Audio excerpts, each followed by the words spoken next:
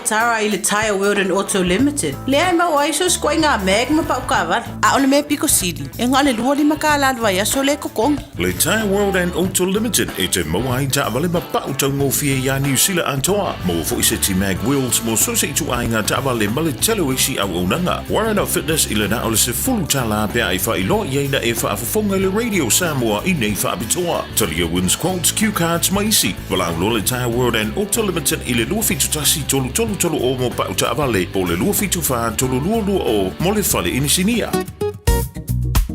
Ashik Homes Limited. Wala taimi mua moana nei o mawhai ai ona rent to buy. E yeisau kiwi save money nei e talaf.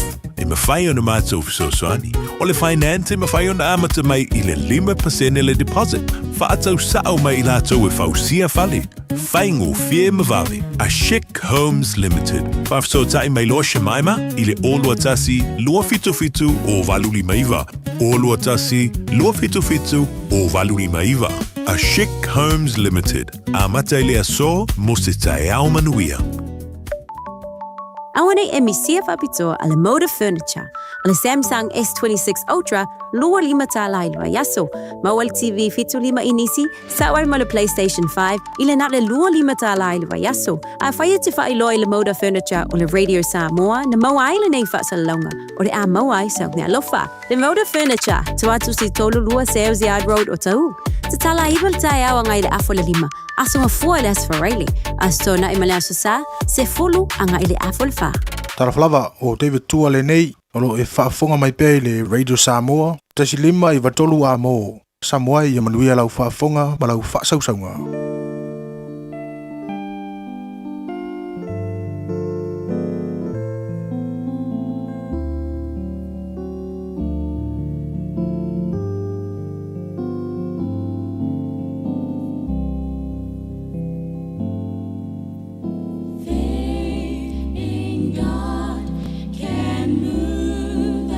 Mountains, faith in God.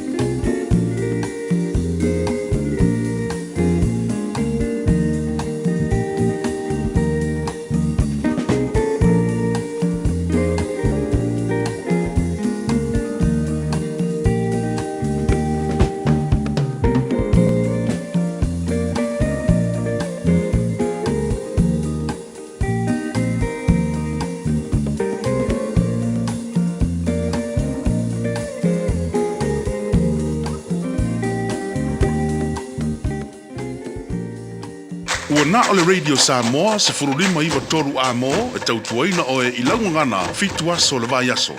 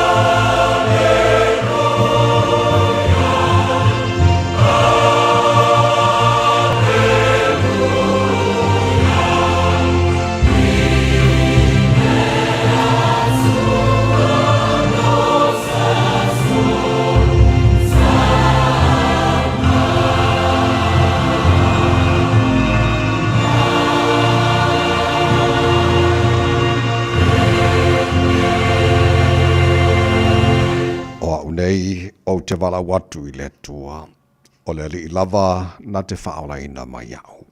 O le fiafi ma le tae ao ma le tūtono le la, o te tangi ai ma o wio, o na whaafafonga mai ai lea o ia I leo leo.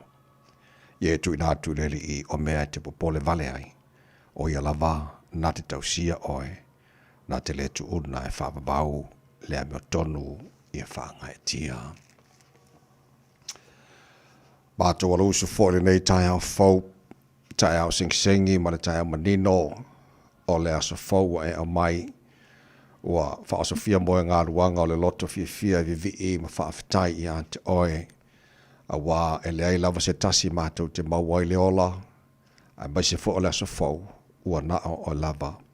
O mātou wifo I urumare nei tai aolo mātou tua, pese o vi inga malanga ina lo manu malo ma mātou vi ante oe ma whape atu e pa ia.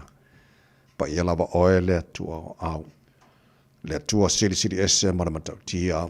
O oe lava le atua ma malu o le atua ma mana o le atua I fo uma I ai o mena e whaia.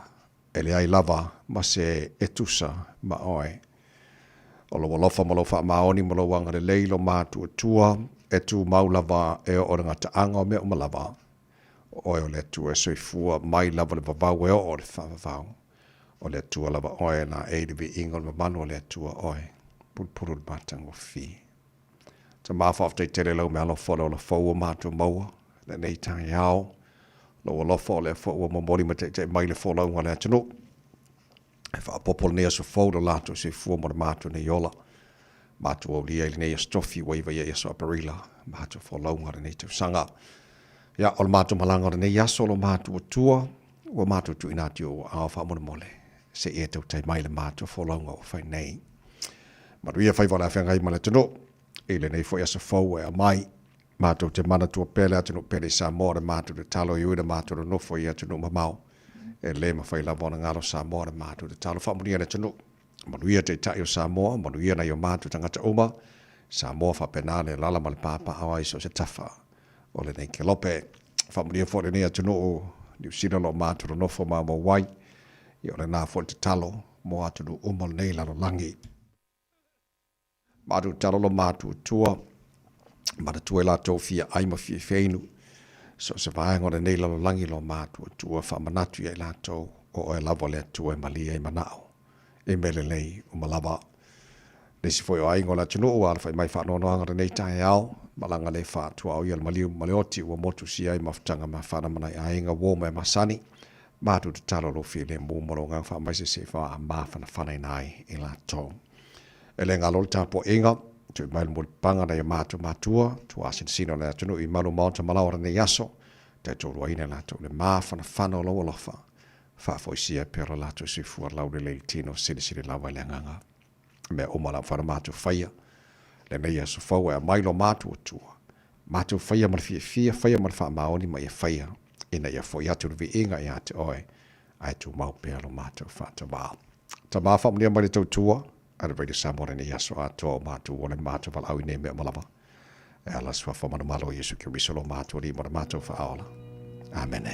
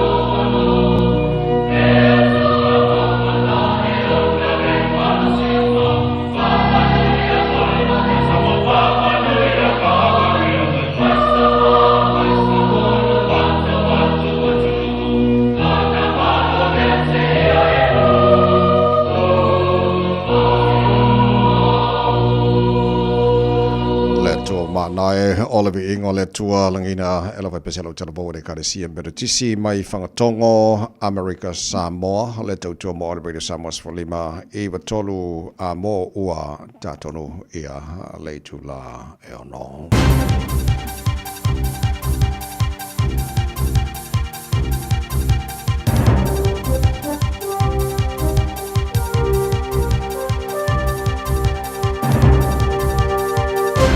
In this update, relief over a truce between the US and Iran is giving way to alarm about fighting still raging across the region. Iran's agreed to allow ships through the Strait of Hormuz under the ceasefire deal, but is warning ships that pass without permission will be targeted and destroyed.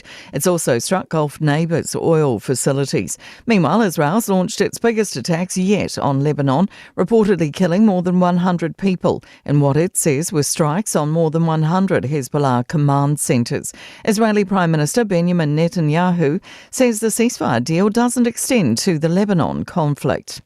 The benefits of recent OCR cuts aren't flowing through to many households and businesses. The Reserve Bank's held the official cash rate at 2.25% since November after a string of cuts. But banks have been hiking interest rates, particularly mortgages, to pass on some rising wholesale costs. Assistant Governor Karen Silk says that rise in wholesale rates is partly due to the Middle East war. The disruption we've seen and the increase in prices we've already seen, and the reflection that at least in the near term that poses upside risk. The Prime Minister's warned the North Island to prepare for Cyclone Vaianu, which is due to hit on Sunday. The National Emergency Management Agency is also telling people to act now by clearing drains and tying down objects which could blow away. Met Service meteorologist Brian Mercer says they don't know exactly what path the cyclone will take. The agency has put out a preemptive warning for the whole of the North Island. He says today's weather will be a bit of a reprieve. Could be some isolated showers about the Tararus, but really most places are going to be dry. There's a proposed temporary ban on rock lobster fishing off the coast of Kaikoura due to a worrying drop in the shellfish's numbers. The Kaikoura Marine Guardians and local iwi want a complete closure of more than 1,500 square metres of waters from July to September this year and again next year. That's news. In sport, predictions continue that Charlize Leger-Walker could be a first-round pick in Monday's WNBA basketball draft after a title-winning end to her college career with UCLA. Older sister and former university teammate Crystal claims her sibling will filter out any distractions leading in. Charlize has always been a very process-minded person, and I think that's what's got her so far along, is she doesn't get too ahead of herself. She just kind of takes it one step at a time. Matteo Berrettini has dispatched Daniil Medvedev 6-love, 6-love in their round of 32 tennis match at the Monte Carlo Masters. Medvedev has turned to his racket as the culprit. On the upside, 4 whacks into the clay meant the mutilated frame fitted comfortably into a nearby rubbish bin. That's sport. I'm Jodie Gill. Ua na ole Radio Samoa se furulima iwa toru a mo e tautuaina o e ilangungana fitua so le vai aso. Soa whamana malolo tātua li whaola Iusu Kiriso, le o tātua maua ili nei tai au fau o te whaatalofa mo whaawhenoi mo whaatu ni mai, le wa tele lava mana mi ngāo le tawai sa moro wa te pele. Ia mana mamano lo whaafunga angara nei tai au sengi malo le sui fua manuia, whamalo fo tunu, ia le whalau. Ua tātou pio mawhili tupetoa nei tai au ono le tua malana lofa tu no, o tātou mawele nei aso o le aso o whaia le tua. Ia tātou te ori ma tātou fia iai parapatia ranga le lei o le tātou matai siri le langi. Ia le fo mbori malu tō sui fua. Ora mātou wala o leo tātou whasila wha iai lumo le nua o tua le nua manua le o mana nei tai au. Tātou awe whatasi le vi inga ia. Te ia mana tātou te talo. Ta ia lau tātou matai le tātou whalaunga nei aso ma tātou whalau le lalo na lofa o tātou. Ia le nefo ia stofi. Wa iwa ia aso a barila le tātou whalaunga le lua when lua se whono male ono se mai lofa wha. Le porokala me mano le tai au rei le sama swalima. Iba toro amo. Vio ngama le mana tā sama e lua fso swan le fo insini o le tātou Facebook. Mani YouTube o le Samoa. Se rotasi matea mana whena pesta au. Jailu Sio. O tō ora nei tawai meni. Tau tua ina o se pa ele tu la. Se fulu tau nei mano se fulia. Na whionga ngama le mana nei tai au fo. Ia, tau whai wha malo lava. Patpatia le anga le leo le tua. Vi ia fo i le tua lo soi fua lau le leile nei tai au. Sa mo le tunu pele. Malo le fo lau. Lo lava. Ia waso kofi. Vave fo laro neva ya sori. Ioi. Whakawhiki fo le Sa le lei. Limo jale tulai ono. Lau mai mo mana whawhongara nei tai au. Ole helu I tau mo le aso.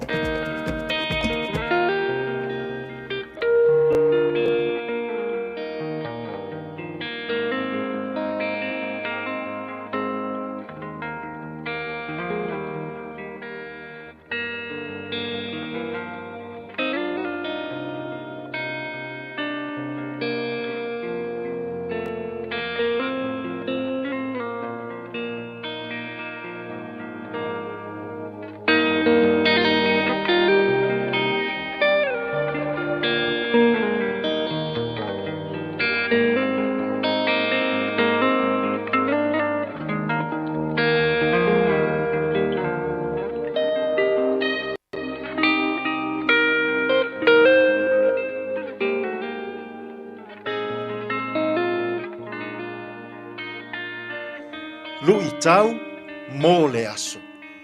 Yesu male malo le atua.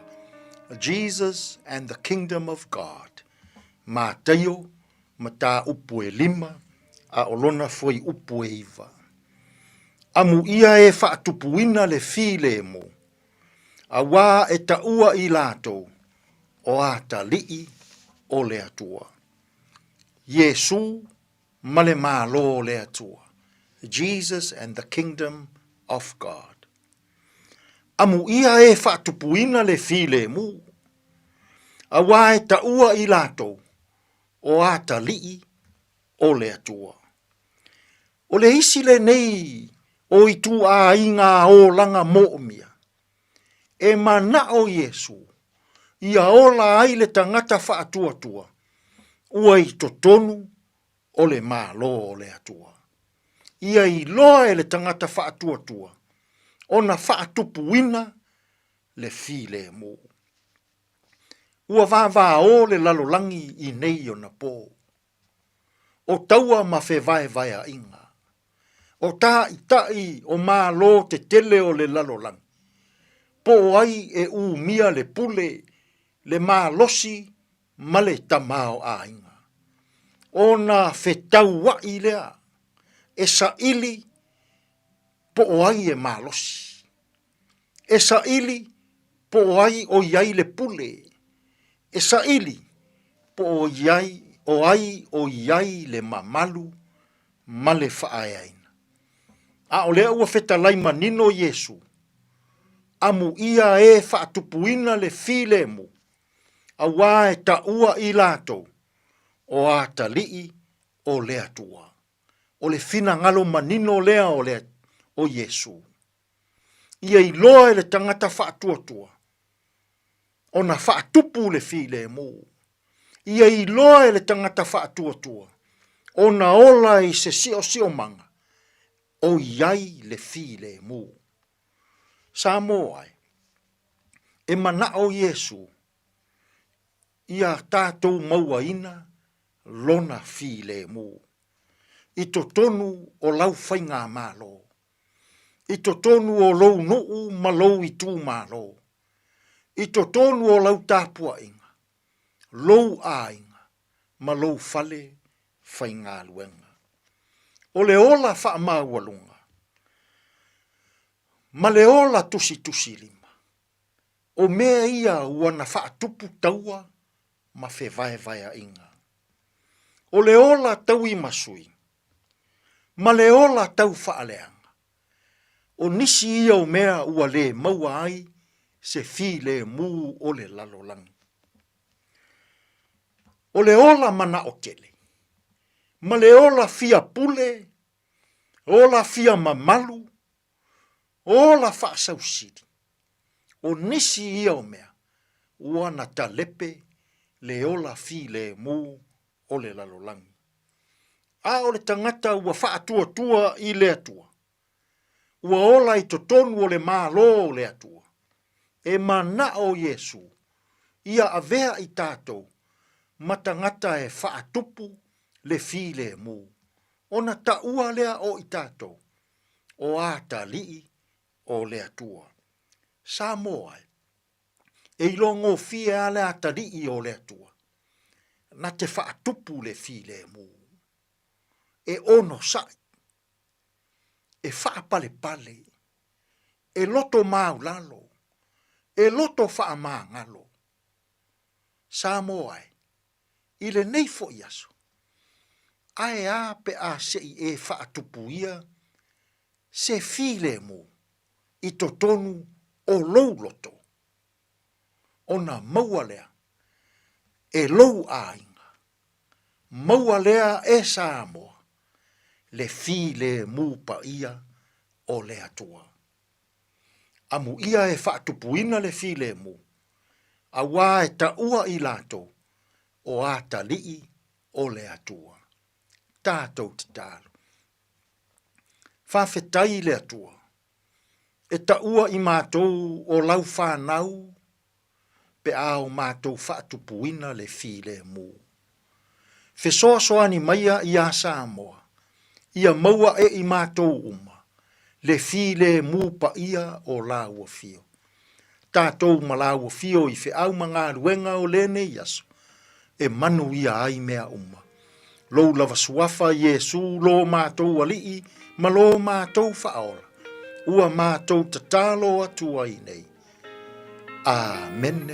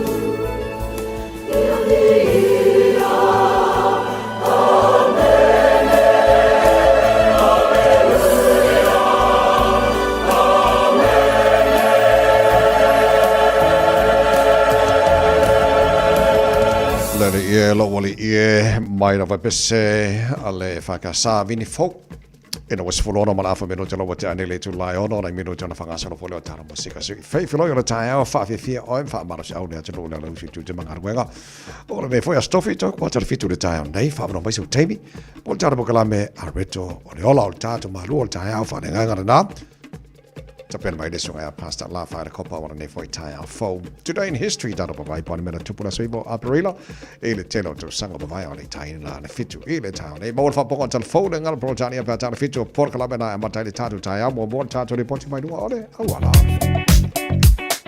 Talo fa apta vale ya tato awala le taimile nei o leo o te mai ta watu le vale o takanini papkura va ve ana fe lolo le traffic le na o wai le taimile nei o nisio vaenga o tato awala o le lava o a file mu mai I le taimile nei le o yai foi se fa lave tau ta vale le nei foi taimile tai au ia tau tu ana ia manu ia tele le amatanga o le nei foi ia sa fo full fitu minute te ale tu lai on.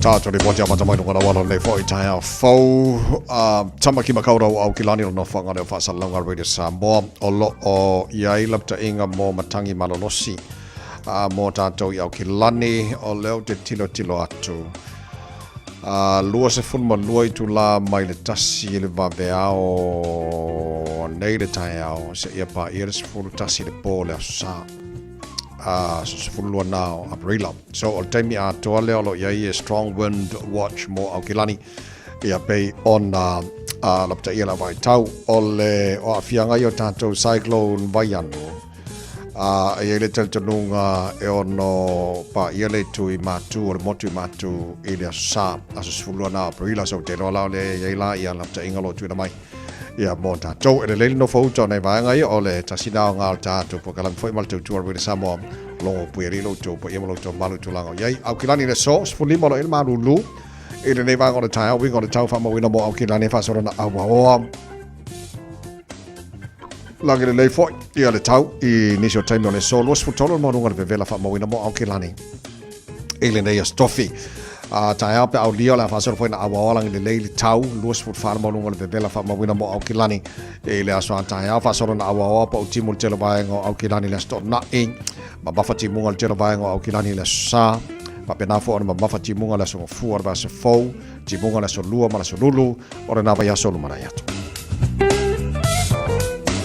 fa mabonga mana o tu ina mai la vai tau ne fo I taimi ole tai au fo a ye ni swing ole tau mani so la ta inga tu na mai la mai tau ele ngata au kilani a vaenga se o New Zealand ola fa ni so sani tara pokala me fa ilo molo si fia ne fo tai au fo lua se fu o tai tu la e ono silver band Vivenga no uli no mata mo fie America Samoa tala ina fa fianga radio Samoa nei tai au na tunu anga tu te manga wenga tai fo fa ma losi fa ka fiki lo ga ko yang e mo ria fa von nei aso se le bo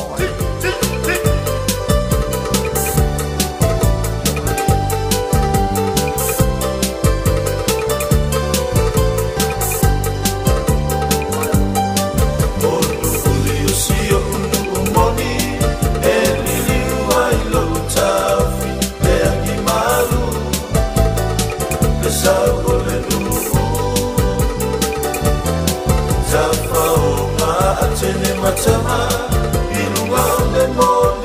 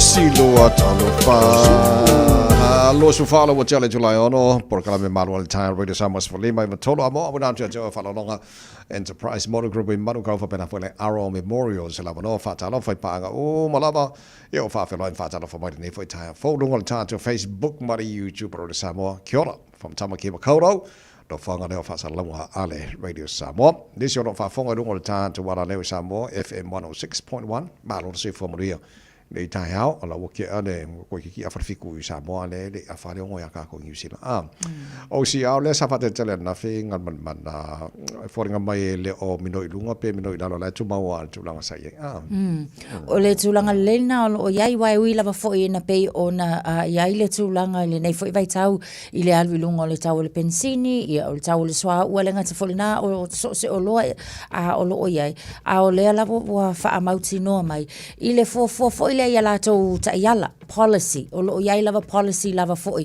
e ta yala ina ia le fisuia inga o le tupe po ia lunga peru la lo pe afa pe o ia ni suinga foi wa tangia a le tulanga lo le ia o le mai ta wat o le lava tu mau le lua te sima le lua lima e pe ona ia so a fo la ia wa pe kinga inga lava nei tangata foi ia fai mo kesi o nisi lava ia la to sili ona langona le akil kama ia ai fa aftai le nei time e mon lava le au mai le tala le mo a perila la tau le masino a perila ia ai tali pe i le lumana i pola se tulanga ia wai e moni lava fo yo la ia ni si suinga mai fo le tau ia pat all long term effect ma kwa i umia ona fai nei tato a sa le ia so all tulanga na ia so wa ole sa fa tali fo le ia pola se swinga talo mai ona fai le tau le Iran yeah, then foringa mai le o mino ya la tu maua 2.25 lo ia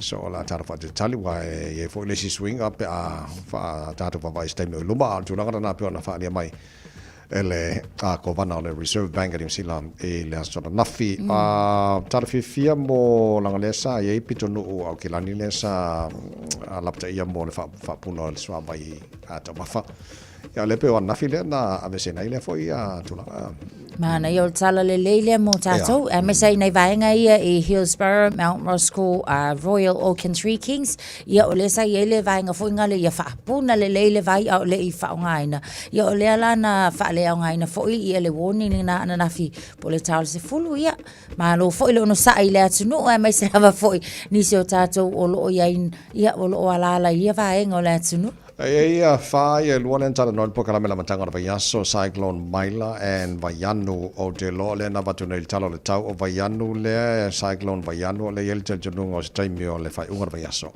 e ma fai on o mai ia lo na manosi e niso pitonu o motu matu ale ala ia ta inga mo tatou matangi ma losi se pa ia la sa o te mina na le ono fa te tali tatou foringa mai cyclone Maila te lelo na fianga Pacifica le tauti lo atu io e o le o le category 5 o le malo sile na o le o yai lo no winga a fofo ye lua se lau su 5 kilomita le tu la le malo si o matangi so e ono a fia lava fo la pe o le vainga fo le life threatening so se fa lava mo so matangi e ye tu langa malo lo si fa pe ia o vainga ia o lo fautuaina lava ai mai se lava la ia o le la o lo mafakia ile Solomon Islands ile taimile nei ile fa le pe ona yai ai ole tulanga fo i leisi fo yo fa yo ole fo yo mai ta watu ila na se singa ole na sa no le tato pale mia le sunga fo ia Chris Falaxon mai ya la pata ia ole fa le wata ta ona no fota pena tato mai se la fo ia ila to o ile vaenga le North Island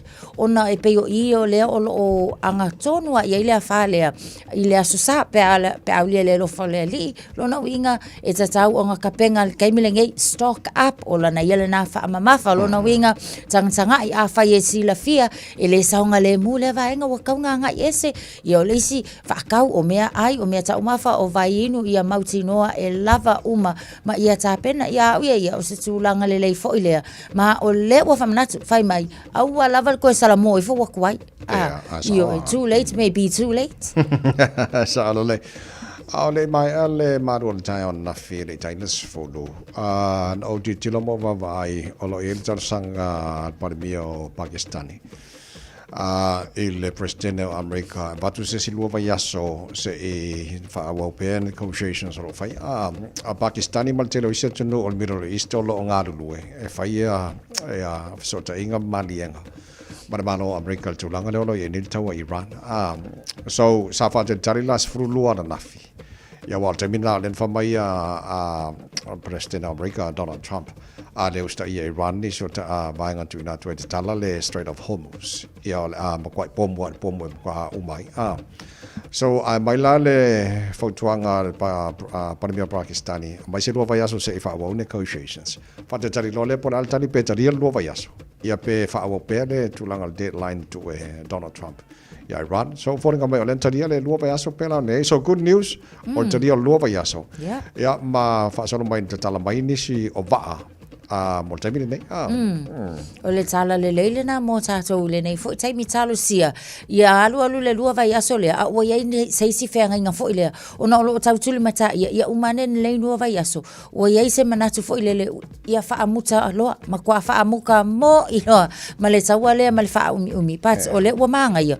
o le wa mafai ona nga ia se mai va o la fo i wali putia fo ia nei le tai au po o ia va o la wa va ia o lava fo ile le saulo tonga e malanga ese mai tsonu mai se lava fo ile straight le so o stulanga leila na mo tato but ele o mafai ela o nga mai le kala fo ile o le swa o man ka wal pensing wa moni lava o le o mafai ona ai o makwa mau o ia ma Iran ile taibile nei ia wa mana tu o va uma ia atu no uma ia sa poloka i ile straight le e ko kongi uma la ko fees fo ia so e mo ila o uma la langi kinga ingal kaunka ya la manga ia le erna Iran na ko ia ko sa menga ka o poto atamai ole mate poto ole atamai tala noi va ai o tala ole tala Irani va umai sa ta fia il Strait of Hormuz so se va eminoia o normal mato fatananga emingoia i o afula ole o pomu i tono le Strait of Hormuz no winga o te tira ni poti tu so va o ke lo va le sainga mai si vai e makwa i le lei arpa anga Iran sainga e ku avongo i a te le o si va mai se tunu ma le ki di vainga swa o se tunu e makwa i ku vai rua Iran e ka fio i the Strait of Hormuz so tu langa na ya good news what tala mo va ai o ni si va ai minoia ngoma fatananga Iran i o le afunga o le pomo i kongu i vanga le pe o le maua fo e por kala nei tai ya le leila tana fa tali wa le la ma li mo le lua vai aso ia ala me ko pupa o fo le si lua vai aso ka ki o ia fa penga pa wa me e ko anga ke ka yes o le fo ma ko anga ma ko ka ya so dos por valo le fitu to mo le samos fa le mai to ro mo fa o tar fa vi fa kan tai ki ora ko more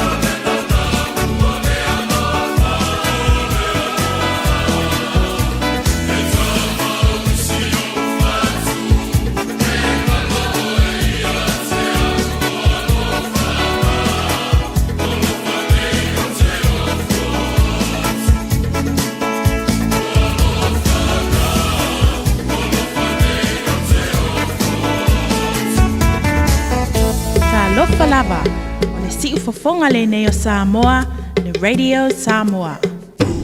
Leaving in sin. Where are we going again? The beach. Obviously. Which beach? One that's close and not full of Ooh, I just found our matching hats. Nope. Okay, Safe Swim's got a green pin for Takapuna. Yup. Tide's good, lifeguards are on duty, and there's no wind. Let's go.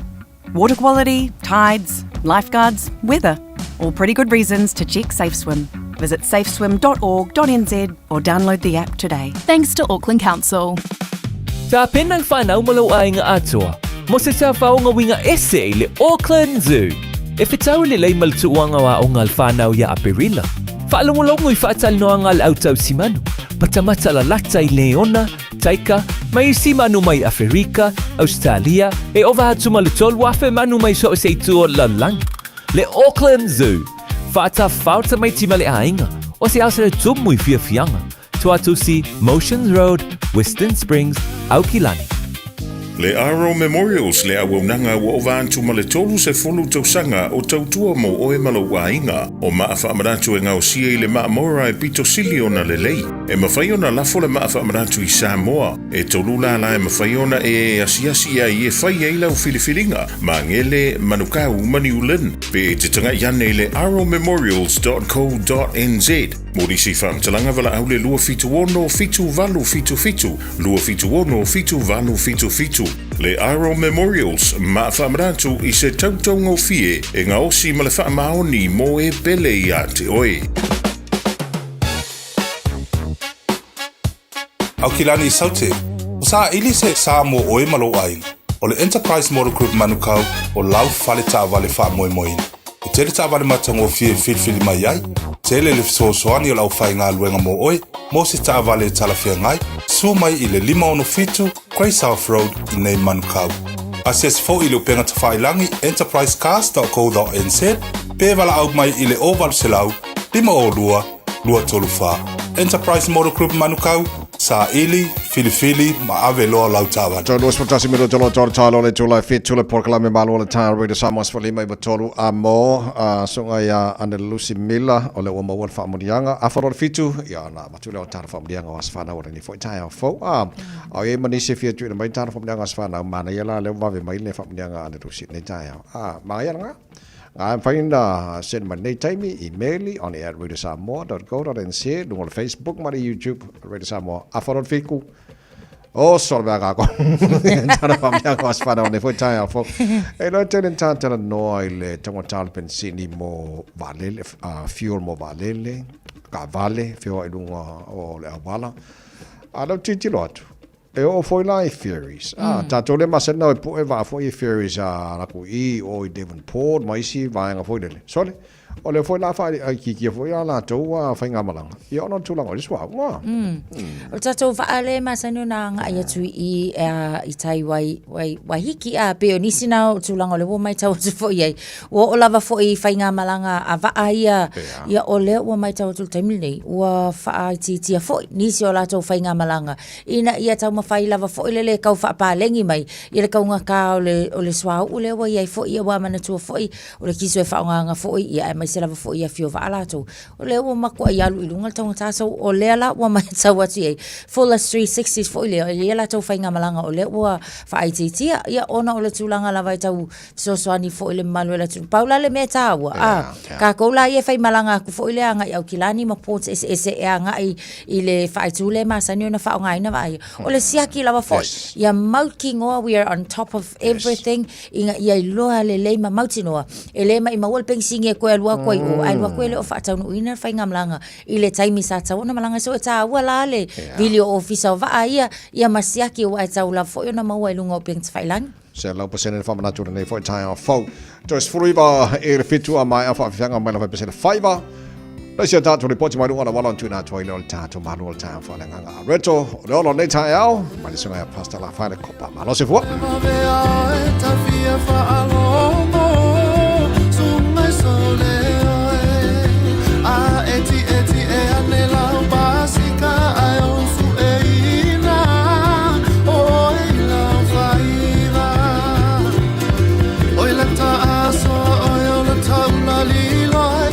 Masu etu pela utau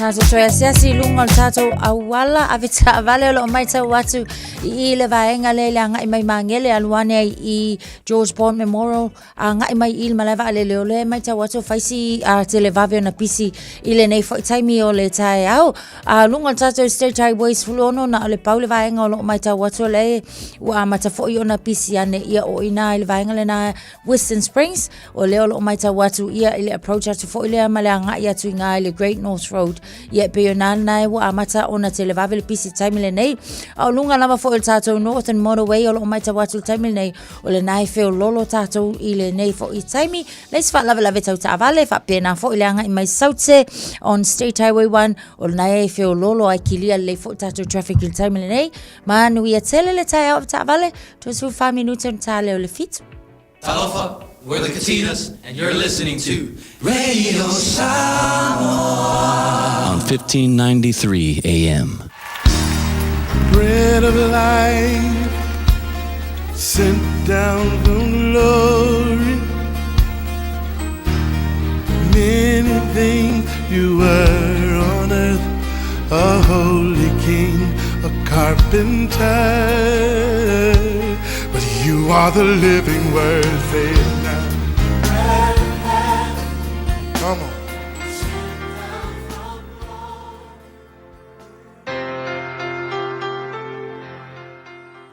O te fia foi whailoa il tatou tunu ia te oe mo whai o na sotai ma whaafonga mai moa tatou por kalame o le arito leola ia ele neifo iaso le alofa o le tua.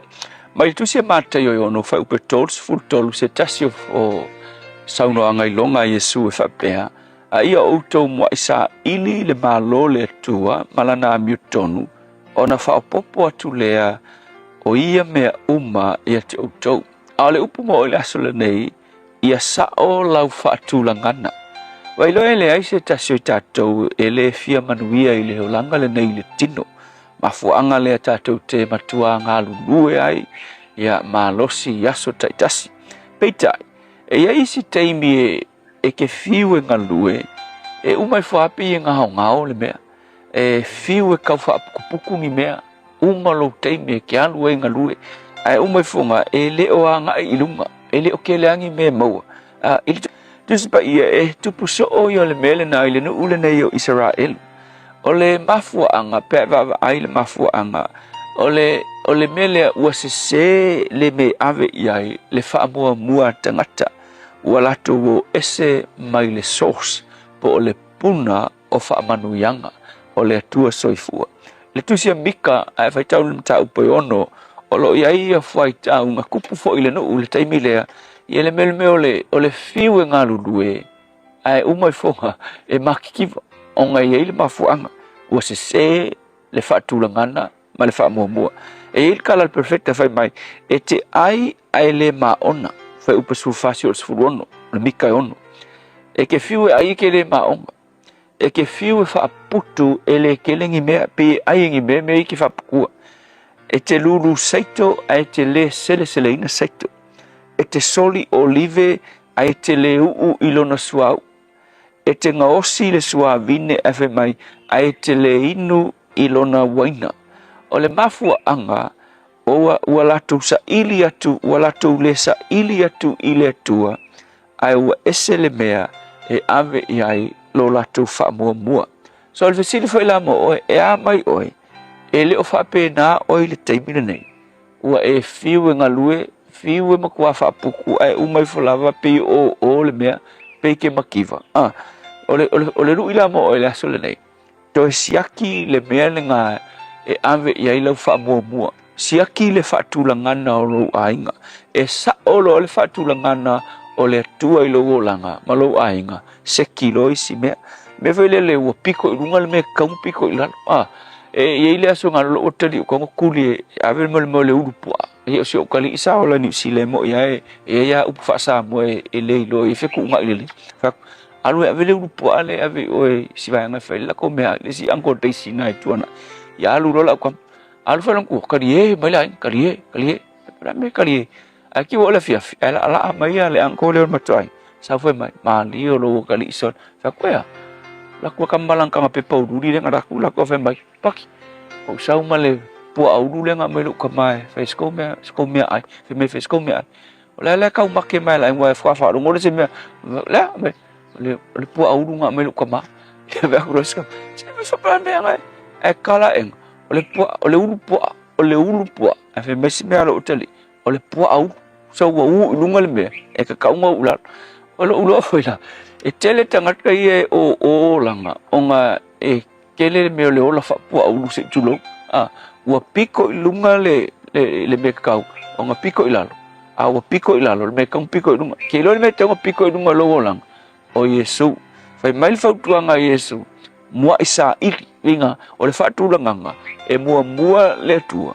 O nga whako e maua leo le kele o mea ke mga o eva aili tala fe mai Yesu i auto mo isa ili malo le tumla na miotonu o nga whao popo le te uto mea uma a eva ai ile si o manga le context le mata upu mea uma ile winga le upu mea uma mea ke popo le ai o a mea ai o a mea o ofu ai ia o ka kou Yesu ngai popo le wha lave lave po le tupe a onga e kuse lave mai Yesu wha mua le mea kakaunga wha mua o nga sao lea ma wha o popo e lea tua mea umanga ke popo lea e le pepelo lea tua i langa upu wha ka ika i o nga e whai wha mua lea tua i mea uma i lo langa o nga e vaia lea e wha tumu e lea tua mea uma e ke popo lea ne tua e moni ma wha maoni oe a matu wha tua ina oe wha mua oe mea uma e te wha tumu mea matu te popo lea wha manuia lo tunu Isu.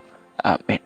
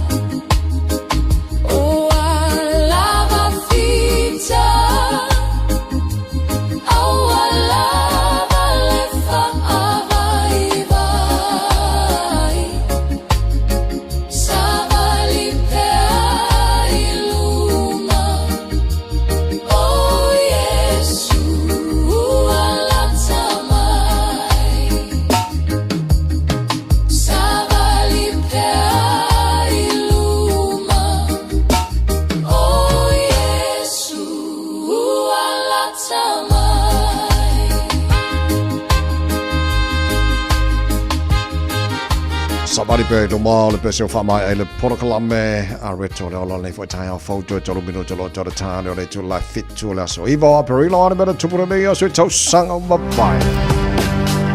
Sanga se siva no lima fa la wi loa se tasi fo pese la wi loa ya al au fa pese pol fa ile ne le Beatles tickets to ride it's tonu o le United Kingdom so sanga lua fel male tolu ya na fa to ila loina fo ya ele fita ale United States le fita Baghdad ina watau ma fa fo ile savalia fa malosi ele Iraq ale tau sanga la lua festival male lua yo tau sanga leo le ngai mai the Lion King i to tonu foi ole lalo langi ole musika ma avea ole music foi le numeratasi i to tonu ole lalo langi mana la to overtaking ala le taimile na a o tulanga mo pe le Phantom of the Opera ia ai na ngai mai lo le tato Lion King i ona avea le manumeratasi i le na foi vai tau ole tau sanga o disina o vai ngai mena tupule nei aso i tau sanga mo mavai.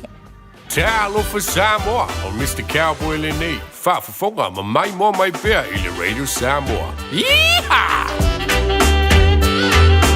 This is a huge reminder.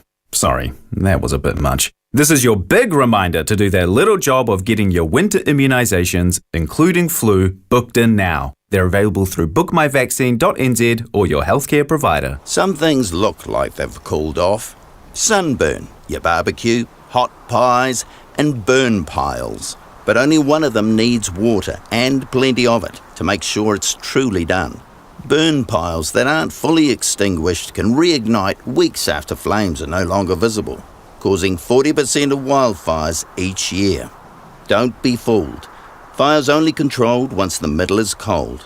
Find out more at checkitsallright.nz. Sa pinang whanau malo ay nga atua, mo se sa whao nga winga ese le Auckland Zoo. E whetau le lei maltuanga wa o ngal whanau ia aperila. Whaalongolongo I whaatal noa ngal autau simanu. Patamata la lata I Leona, Taika, mai simanu mai Afrika, Australia, e ova hatu malutol wafe manu mai so se tuo la lang. Le Auckland Zoo, whaata whauta mai tima le ainga, o se asere tumui fia fianga. Tuatu si Motions Road, Western Springs, Aukilani. Aukilani wa esauni. A fio mai loe le Harrison's MZ I o Tahohu, le fale ofu Polynesia pito I sili o na tele ai la e moa li'i tamaita ai mawhanau. Mai ia e sui ai la e o oi mea lofa masulvania e maua o ma ile no fuanga tasi. A fio mai mawha ilo mai le Harrison's 20 e to asia ai le 20% mai uloa ufa pa uina. Ioe, ta mai le Harrison's 20 ma surfe ai le 20%. Le Harrison's NZ I le 23 Hall Avenue o Tahogu e te le fiamsia. Hey, hey!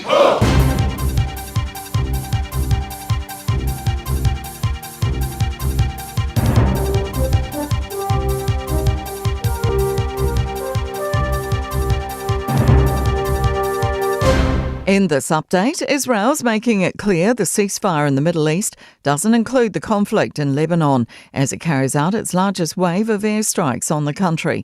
Israel says it was targeting more than 100 of what it calls Hezbollah command centres and military sites. Iranian officials say it will deliver a regret-inducing response if the Israeli strikes don't stop immediately. Security and defence analyst Michael Clark told Sky News this could spoil everything. If they think that the Israelis are not part of this deal somehow, I think they will react to it. Meanwhile, the Finance Minister says the government will step in if fuel companies fail to provide for rural New Zealand. Nicola Willis says there have been reports of fuel companies reducing their frequencies of deliveries to the regions, leading to stockouts. But she says they know the companies have enough stock. If we were to see that these patterns became pronounced or were becoming more widespread, then we would take further action. A mother's been found guilty on all 7 charges of ill-treating her child during medical treatment. Open Justice reports the woman was charged in 2023, 2 years after a doctor at a North Island hospital reported her for medical child abuse. The Crown alleged she pierced medical equipment, withheld feeds and introduced unknown substances into the child's veins via a permanent IV line. The jury took close to 6 hours to reach a unanimous verdict after a 7-week trial in Nelson. She'll be sentenced in July. The approaching cyclone Vaianu has got the North Island on high alert. The Category 3 storm is set to hit with heavy downpours and gale force winds on Sunday. Met Service meteorologist Brian Mercer says they don't know exactly what path the cyclone will take. That's news. In sport, an Indian Premier League cricket thriller in Delhi on Sky Sport. Need a really good Yorker here. No, it went short. It's on. Yes! Oh, I think he's out. They'll win it. That is a gutsy delivery to bowl into the surface with pace off, and Miller swings and misses. Gujarat have won by 1 run after posting 210 for 4. Glenn Phillips finished 14 not out from 9 balls. The Capitals finished on 209 for 8 when David Miller missed a Prasid Krishna delivery and Joss Butler ran out Kuldeep Yadav with the equivalent of a 10-pin bowling strike from behind the stumps. Jane Watson will miss up to 8 weeks of her debut Super Netball season with left knee and right calf damage. That's sport. I'm Jodie Gill. Ua na ole Radio Samoa se furulima iwa toru a mo e tautuaina o e ilaungangana fitua so le vai aso. Nei vai ngala iti fo il awala afta vale le mai tau watu o te le vavele pisi le taimile nei I le vai ngale a through pa hure I lang ya tu papkura lo mai tau watu faisi pisi o tatou I le taimile nei o le tai au lungo tatu State Highway to Maleono eastbound mai Westgate tanga yani te Atatu and Waterview bauna vai ngwa mai tau na te le vavele pisi le taimile nei westbound ngai mai St Luke's ya maleanga yani le nai te Atatu Peninsula lua se fulu a le taimile nei no northbound langa ya tui mangele, southbound ilanga yane ile malai va alele nei fo taimi o le tai au. Goodwood Heights I Manukau lo mai tau watu whaiasi pisi o le vaenga na le tatou awala e mai se langa yane ile anga I mai lunga o le tatou State Highway 1 le taimi le nei o le tai au. Nisi na va ainga o le ua iai tatou au le tele lava o lunga o le awala nai feo lolo le taimi le nei. Le isi wha lava tau tāwale ia tau sipia lo saunga le mu ave tāwale nei taimi o le tai au. 5 minute te aile tu lai fitu. Talofa o tofinga le tau tala ma eselo fifia whanonga le breakfast le Radio Samoa o te maa o nai. E moi, e te maa o nai ia le lei tele le tamalea. Malosi whamoria le tino le nei taima le tai au le vahinga la tamai nei le tana o le tau. Tāru apa tamai Samoa le nei vanga le tai au. Mawa vai atu pe e awa o mai le tau Samoa le nei taima le tai au te arabat Samoa. Winga le tau I Samoa I le so le whasolo in langi le lei nisio taimi, awa ofo nisio taimi e vanga o Samoa pa ue timu. O lo te papa atu lo sutasi lo ia ile mawhana whana le nei vanga o le tai au. Pa mai na mai tau mwhaina o le maulunga le vevela I Samoa, tolus furuanga tolus futasi degrees Celsius. I lona maulunga, ulosu marwha. I lona maualalo. Tāru tala mai Samoa, le whata fiti o tala mai Samoa, pēr tala valu. E le tai au. Nei ona pano fo I whaatalo whatua le tāna pa kalame pānga. O malawa a le tātu pa kalame manu le tai au. Le ngātai Amerika Samoa whapena fo I Samoa. Le vaenga o le tai au. Mahalo lava sui fo manuia le ngātai lunga on Facebook. E whapena fo I tātu ala leo I Samoa FM 106.1. Whaatalo vātu leo sea tāna I whana pati ozo. La vātu le nei tai au whaatai whaatalo whamai e le nei tai au. Fau. Se mai talo le tau. I New Zealand nei. Wawa ia tu le motu I Saute. Okay, o le ni lapta inga mo le motu I Saute. Iai whatala what. Le malo le tununga sa vanga le motu I Saute lo tātu mafutai malo la varsi fua manuia. Alexandra lang le leili tau mo tau le so. Luas futasi manunga na mawhana whana. Blenheim lang le leili tau le yaso whasoron awa ora fiafia na nei rusu wha. O le manunga na le bevela. Wha mawina mo le yaso. Invik ko le whasoron awa ora. Pa uti muni so taimi. Sfufitu marunga le malu lu il telo vaenga o kai kora il ne yaso ba mai ato na fa solo na langi le leile tau awa ni so taimi lo su tolu marunga le vela mo le ne yas tofi Nelson fa solo na awa pa uti ni so taimi lo su lu marunga le mafana fana Queenstown na langi le leile tau Sfufitu marunga le malu lu fa mo wina mo le ne yaso langi le leile tau timaru lo su lu marunga le mafana fana wanaka langi le lei lo su marunga le mafana fana Westport Sfuru iwan marunga le malu o le ea pa utimu ma mafa timu ngani so taimi lang le leila fiafiana nei baba yatu I Dunedin wala pa so fo ina langi le leila tau le so awa le fiafiana nei pa utimu ni so taimi le fiafiana nei Dunedin luas furu marunga le mafana fana fa mawina o le ea fa mawina mo Dunedin le yaso le ayokara stete ma lo la verso fu manuia nei tai au fo Baba atola langi le leili tau mo o tau ne yaso e awawa ni so taimi ang maria marsavini mai matu lo su far mo runga le vela fa mawina mo kana estete ia mo ne stofi se mai talo tau le motu matu pi tala runga motu matu kai taia pa solon awawa lang le leili ni so taimi lo su far mo runga le vela la tasiar vai ngor motu matu lo titi lo tolo ilapta inga moti munga heavy rain watch mo tau ranga awa ma mafati munga ni so taimi le awa uli lo su farma no ngor vela fatalo fala tunu la mo Wellington tatu mafuta le foi tai fo malo la por sui fu man wi ole awa pa utimu mama ini so taimi fu riva mo ngor malo ole e fanga re awa pa utimu ni so taimi lo fu lo mo ngor ma fana te lo ba ngo tau po awa pa utimu lo su tasi mo ngor ma fana rotorua pa so foi na awa pa o nai wanga ni so taimi lo su toru mo ngor vela fa so la tu Palmerston North awa fo ilang le leile tau dos fu lo mo ngor ma fana ni ya so lo su tasi mo ngor ma fana fa mo wina mo ni Plymouth awa lang le leile tau le so lo su fa mo ngor vela fa mo wina mo Napier awa tau lang le leile tau Masterton lo su fa mo ngor vela le Sullivan lo su tasi mo ngor ma fana awa pa utimu ni so taimi Telo bang o Hastings awa fo ilang le leile lo su fu lo mo ngor vela Gisborne pa utimu ma bafa timu ngani so taimi lo su farma ulunga de velam kiri do Hamilton awa tau lang de leile tau mo to le so lo su fa o le maununga na le vela whamawina mo kirikiri roa e le so. Au kilani no whanga whasalanga Radio Samoa e le nei vaenga o le tae ao wawa iatu se fulma lima lo iai e le mahalulu o lo tumau on iai lapta inga Strong Wind Watch mo tātou au kilani tu sai ma whamamaunga la vai tau lua se fulma le lua i tula ma le tasi o le waweao ana le la se ia pa ia se futasi i le po le sa aso sfulua nao Aprila ia o le vavai atu na se o koi kirikiro kasia e le vea i la tātou i le Northland au Kilani ia ono le wha cyclone Vaianu ia o wingo le tau i au Kilani tu mauna awa olang le le vavai atu nao maa e marisuro le lalkai o soro koi maa ia fo i ri lo su tolu morunga le vela awa o fo ilang le le tai au awa o pa utimu la sto na i pa utimu la sa so fua so lua ma so lua vea solo mana i atu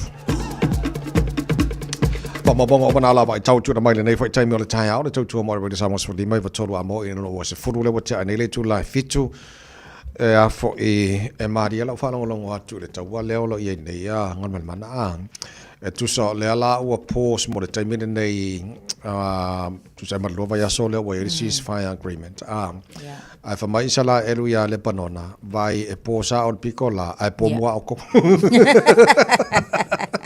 engage kwa kako i e le lave ai o ko i le malienga le fai il pito lea io e ka ofia la i mo lova yaso se fai pola ari sikong ai ku mawanga po mu pe o ko ele kai kai a mako solo muli ka po mo ko e ala ia ona malo si tele os fa inga Israel ma America i Lebanon o Lebanon lo fa mo tu ile va nga fa tu fa fo le Hezbollah Hezbollah e ele teltununga o le tele o mea tau le whaonga e paenga wha tu whalawlawe. Sa palai mo mai o Iran.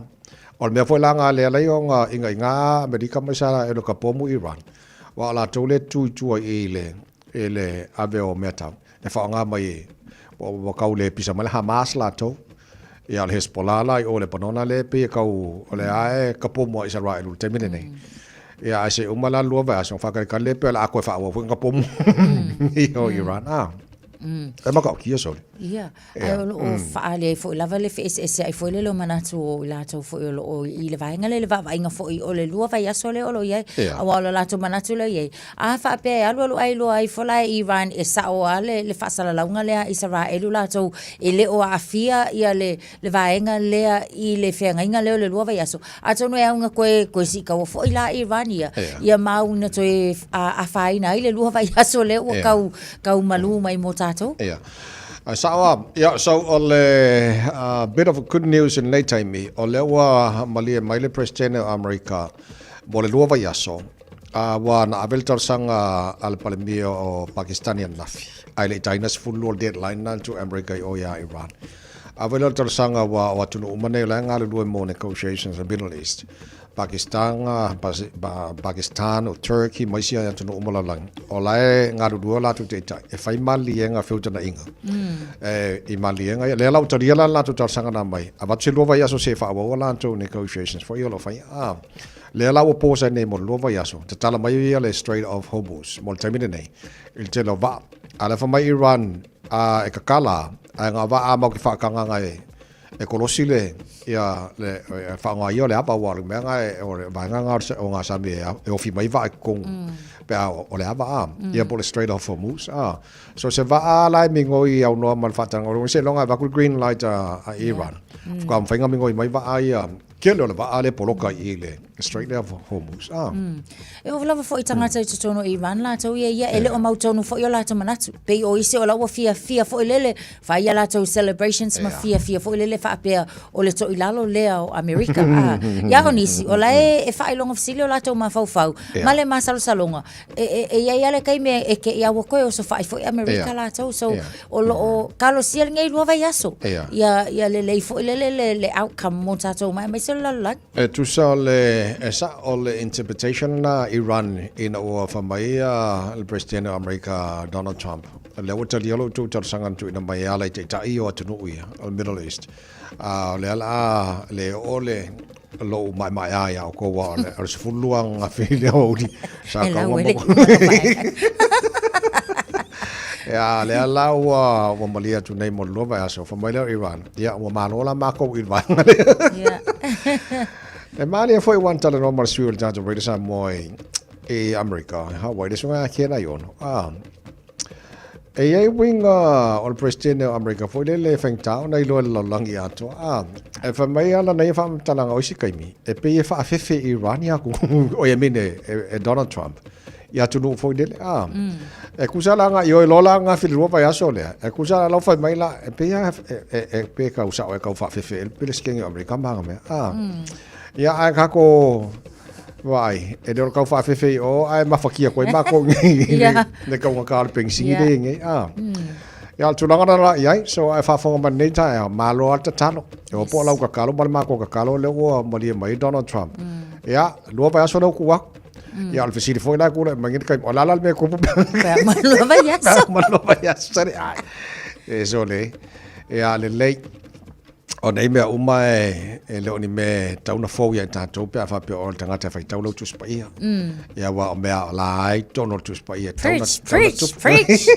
O mea kaunga kupu. Yes. Ia langa, ia leo kupu. Leo kupu. Whawkai o leo kupu kako o ngā kupu lango kako iei. Ia malo. Whai sau ki or kai haumba. Whai sau kalo manga i ringi kai hau fofa mon mon. Iyo. Ana o mia la vale file mui le lalo langi. Whai sau le lei. Ja, le lei, vai statu i piti mana i o le stofi wha mole mole. Yes. Ko pai la ai ku ia ko Samoa. Allah. Ma li e la li sia o nga tawai ka ko ngofu ko pai. E la o nga foi le wai e sia o nga e sta pena la vai la tau manga sise la tau. Me ai mo tamai. Va kulo le le sai le skai o. Va ngo bola pa le sai. Mai lo kamai. Oh, I don't want to eat. Ai fa ngau pa la lan. Oh, I don't want to eat. Ai o le si vai so. Sa vale akuk malo mal kok samo. My I want that rice with this. Abel faya ong I want that rice, with this. Yeah, cocoa rice. Al ka mai ki. So le ka le fia for cocoa la sai sika. Ko pai la, ko pai cocoa la. Ka morba. Wa uma la stofi. Ka morba. O le mea le ilo nei tamati e whananau New Zealand. So le. O le whaivanga o ka mai so le. Koko leisa, koko pai. Ai. O le mko a fia o ka mai. E o le mea langa e whaere le school holiday la wai kako. Baku a wha ko murule ia le ulo koko leisa. Pepese ai ka manga aso ako. Kau sef for se lengi ni ngewe kai mo kau ka for se fuanga la to. Al ku ula ye lo i fai le pukal ko pai. O le maku ai le lei ai fia ye nei tamai tipa me fai fa fango mamali mai ngo mai lo la hele i fa singo ku lo la hele i pai le manga ia. O mai for school holiday wa tama mai tamai ke fai le ko pai. Kere koe o kuru o ngā o le mku ko le amba ko ai fia ka mai ki fai ko pai. Iyo ai fai lau ke fun. Ai sa ve wange oi. Vai o se taimi ma nei spend time with ma mo nai whanau. Fai sto i til tai po se lunch ma nei or even a dinner. Iyo because se na mo taimi no fata se ma nai whanau mo fai to i ti. Ia porco lunch foi pole dinner foi. Stay mana ia neu malo lo nei whanau mai au. Spend a time with them. Ia ma fai se o le vai aso akau. Mo singa se lengi ave fa ka fa i le zule lo kiki lo kule fa sa lo ka ko le ki ola. Ma mai la ko special. Ili yonga matai ka ma elefange. Iyo.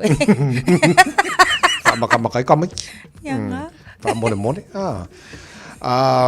E foi te fa na tolo ye na fa mana ta ia tan tolo tulango ye na ia fa ia le afiel Pacifica cyclone mai la fa pena fo ia cyclone bayan so ta tolo moti matule ye le tel tonunga la vai tau stay me weekend e al termina na le no fa ti ai ta to ya na we si fiel le al metau na fa mai tem fa per ta pena le ta to yo ta pena nga masania vai ke o pel power ya ngai body wheeler body or even candles for ma nei fo ya vai kesi au ka ngafka fo le power ye fa ngar kesi ka si le ma ngai ngal man on fa ngar kesi mo kuka iyo ka nga lo le kisi ka fa ku mo 9 kg bottle ngari ai pe alo ma singo fa ngar kamar nga se fele power Ia. Me fui le manga ye tato Samoa ata vai. Ia. Le ai angi angoni kesi. Ao mai le la. Ao mai la. Mo mel fangwa la inga le. Ngala. Ya ole angi la le ka foi la filesia so ia wa mala si o le ku ka wa lalo. Yo be anga fa Samoa. Ya le lei onai tu ala lo foi man fa mana tu tana bo kalame ne be tai no fenga mata tou ta tu wanga tu foi swing or taimi le tau sole kwa fa fe kai ya le apelilani ale ma fanga sole a ko sanga o mai o ya pelila wa maka vo ngom ko ai sa vidi mole maru ruori ale manga ya so ka ko makanga peliku sa o nge ya me wa pe o ha ku makanga ka wa le kele ki lo apelila eso lo fiel que no apelila a sa buena margi no me o me akasi ai ka ko nga e a tu langa nei tai o fo los furu tele tu la fitio le fa fonga le porca la manual le tai re sa mas le mai vatoro a mo fa te tele la fa no longa Enterprise Motor Group in Marukau ma le Arrow Memorials so la tu fa no longa lo a wina tran jar porca la me ma lo le tai a mai fa fa mal penino te fa un jar porca la me ngal protania think a minute. Good morning, kia ora.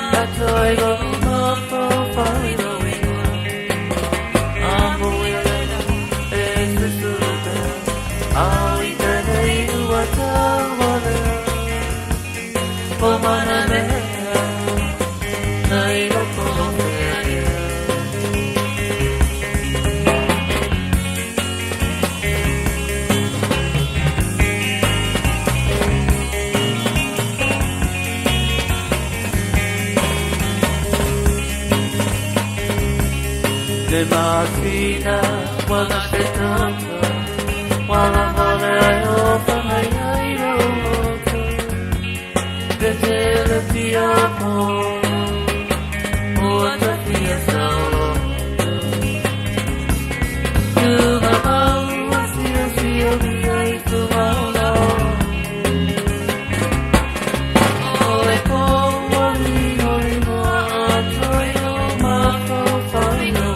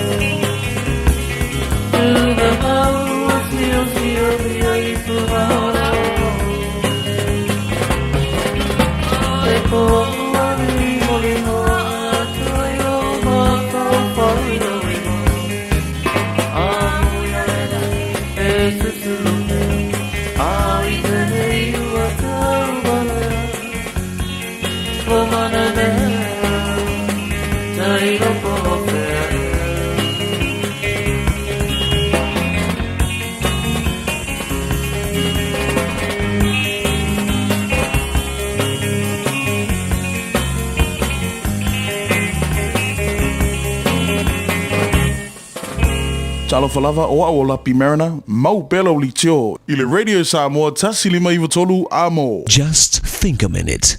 It could change everything.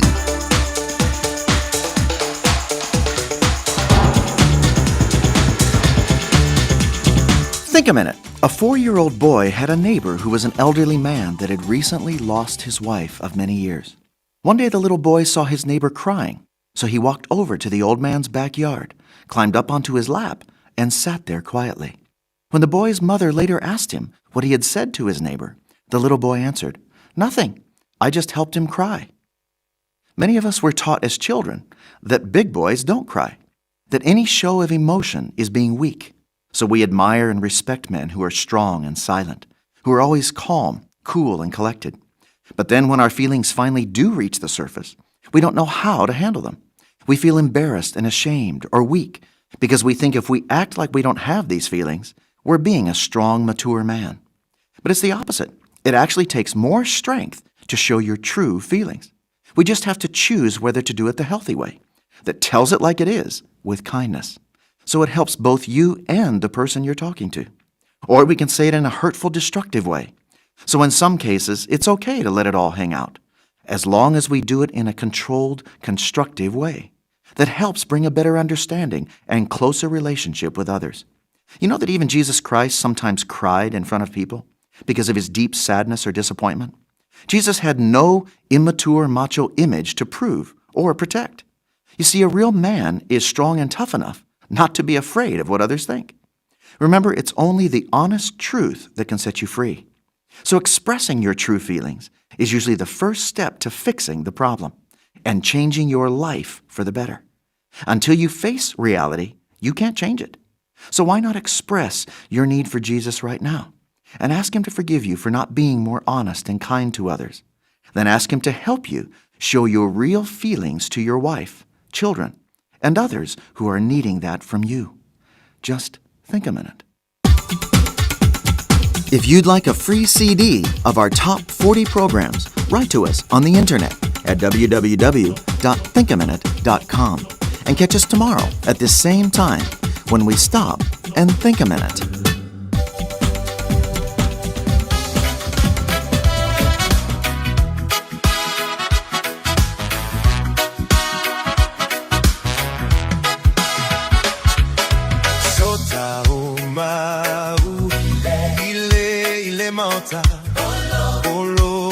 Utama, olo utama, sota oma, ile mauta, oh yeah, fia, fia, fia, fia,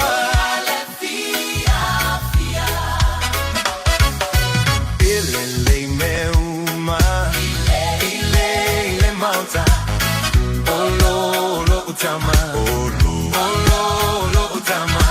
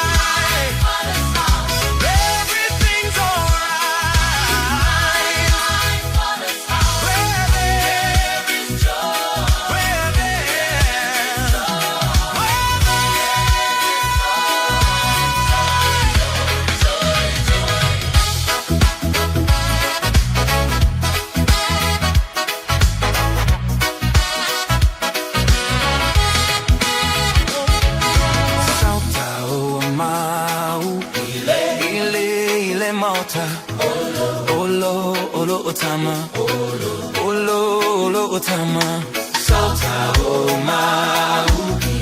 ile mauta. Oh yeah, let fia. Fia, fia. Oh yeah, let fia. Fia, fia. Oh yeah, let fia. Fia. Ele meauma. Ile mauta. Olo tama. Olo tama. Ele meauma. Ile mauta.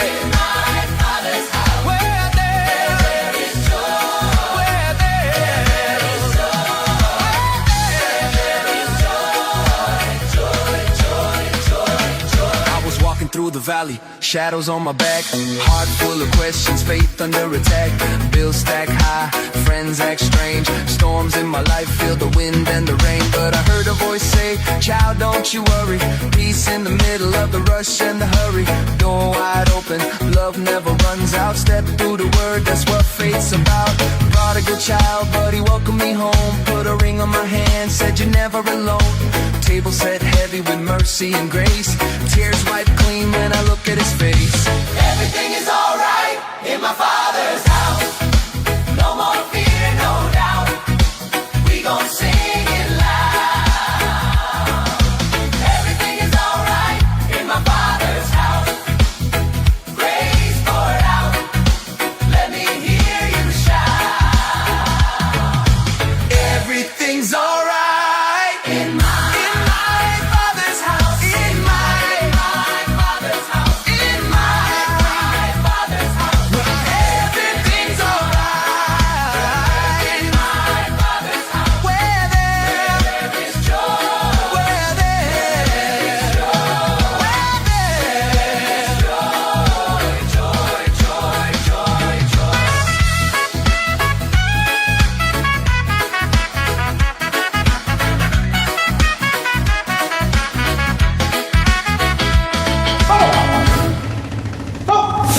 Radio Samoa. Tasilima Ivatolu Amo.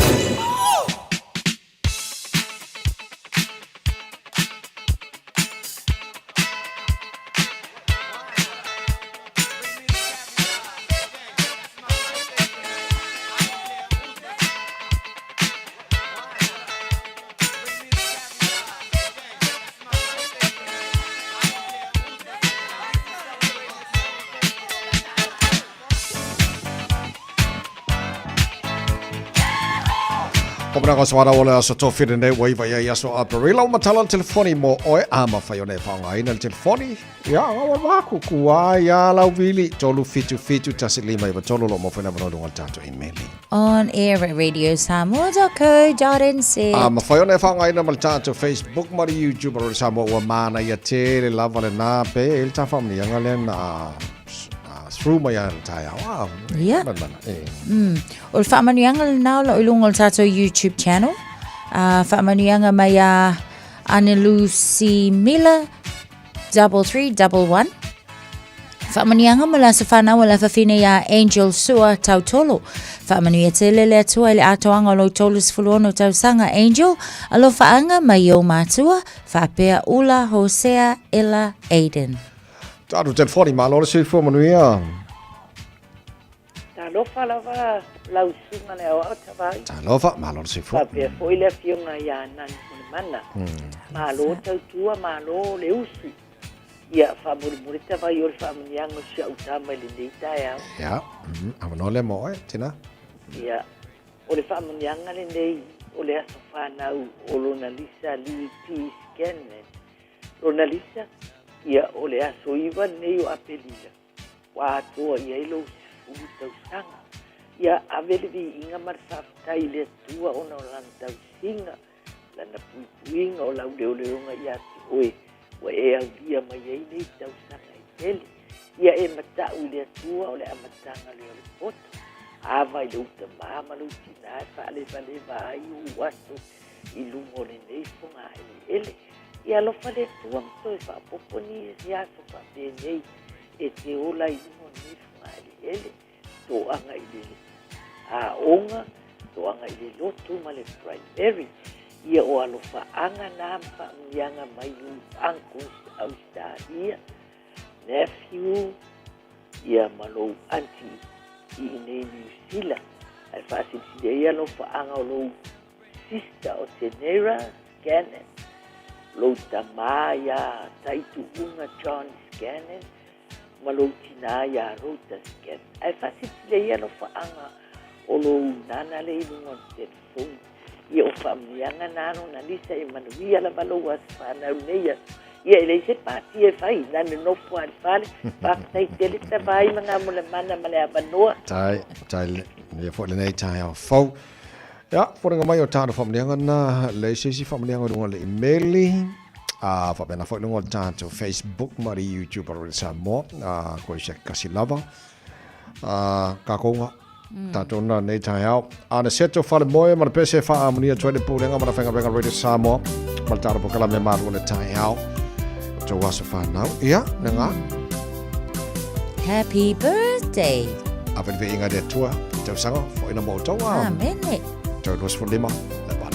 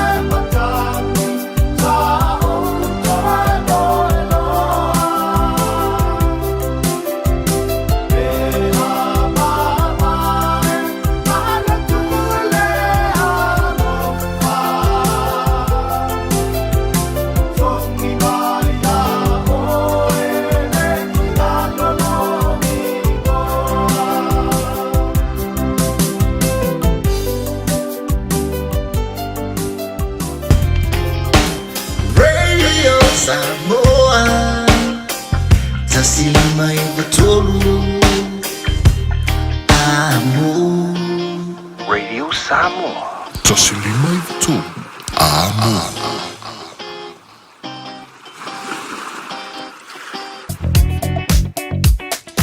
Tawale o le taimi pisi le nei o lunga wa tātou wala te tele au lo mai tawato ia I whaalawlawa tau tawale nai Lincoln Road lata lava fōi anga I le vaenga le ele tātou on-ramp so whaamal mole av tawale ia tautua nā o lo whaia si pisi mai la o tātou le vaenga le nā Westgate anga ia tu Lincoln Road o le isi vaenga le nā Te Aratu Road fōi o le nā o lo mai tawatu ma mawhale traffic malanga ia tu I Waterview le taimi le nei Great North Road fōi ma le tātou Waterview link I le taimi nei anga ia tu I le State Highway Louisville o lo tele lava ina poloka mai I le taimi nei tai so lunga ato o tātou State Highway se fulu male ono whamal mole ab ta'vale ia o lo mai tawatu lo whaia si whale tonu mai le taimi nei o le tai au tātou State Highway 1 North Shore anga ia nei le taulanga whaisi pisi on the southbound I le taimi nei Constellation Drive fo ile anga ia nei Ornera Road mai Harbour Bridge o lo mai tawatu taimi nei makuama ma whalava le traffic o lo o iai mō tātou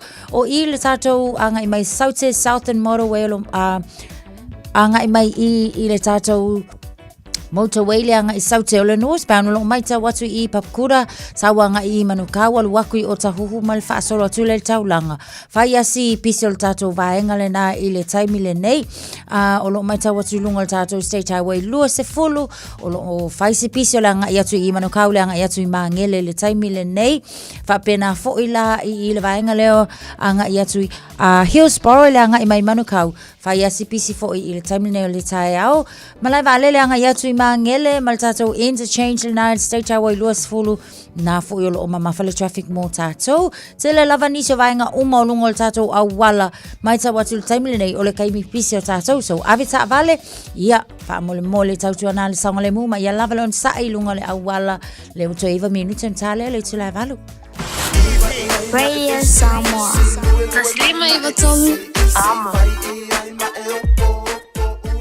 Ooh, it's an ad break. Perfect time to be reminded that winter immunisations, including flu, are available now. Schedule them in at bookmyvaccine.nz or with your healthcare provider. And hey, you might get a ticket off your list before the next ad break. Talofa Samoa. E mawhairap soson yatu Dr. Chen I ngasi o le maisuka, toto maulunga, ti ngā le tino, whapaui no pauna, maisela, mangyesa ma le kānesa. Maua tia whaamamai lo puta ma le paste mo nifotinga ma le whaamalongi no lo fofonga. Whapea product po o loha e whasosoani e whaala ma le mole ma dark spots o fōlinga. Ua tele ungali I ua mawala tau pepe o nar sosoani a Dr. Chen. Ala au noi le lua fituono tolu fitu fitu, lua fituono tolu fitu fitu, pea fiuane I le lua ono Great South Road I Otahuhu. Talofa lava, I'm Wera Nulitia, husband, dad, brother, and personal trainer. Every 90 minutes, heart disease takes one of us. When it does, the effects are felt far and wide.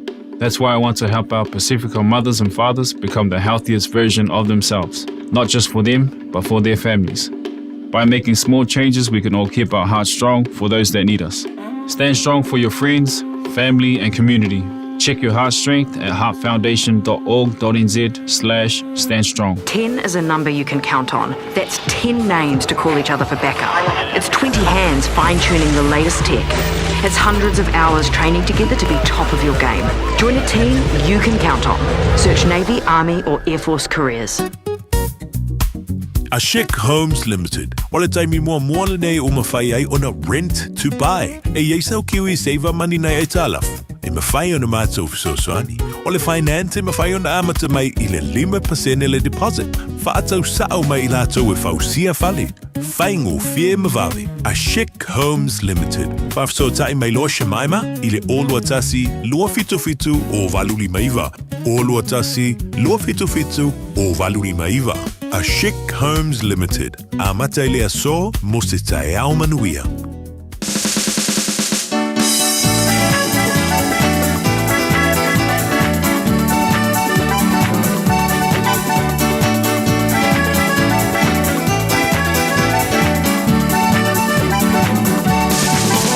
O te whakatalo whatu I le paia ma le mama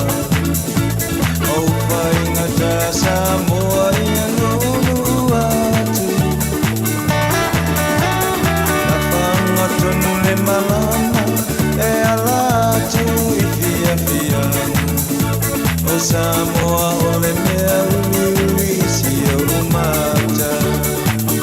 E ua la lele pea o e Samoa. O mita mitanga, o lo ua langa. Aloha mamani o ma Samoa, i tai mia pua puanga. Le tau tai poto, alo yo waiwa.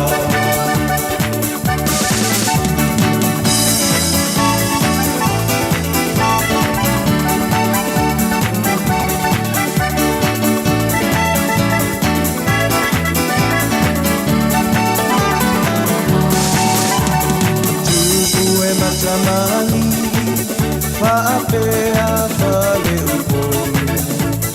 Tai tai ole atunu o male ami o tonu. Koe pai au si o umata, pe ale ai se tau tau tau. Le mele ni uma fole nei ua amata. E ua la lele, i pea o e Samoa. O mita mitana, o lo ua ngana. Alo mani e o ma Samoa, i tei mia pua puanga. Le tau tai poto, alo yo waiwa.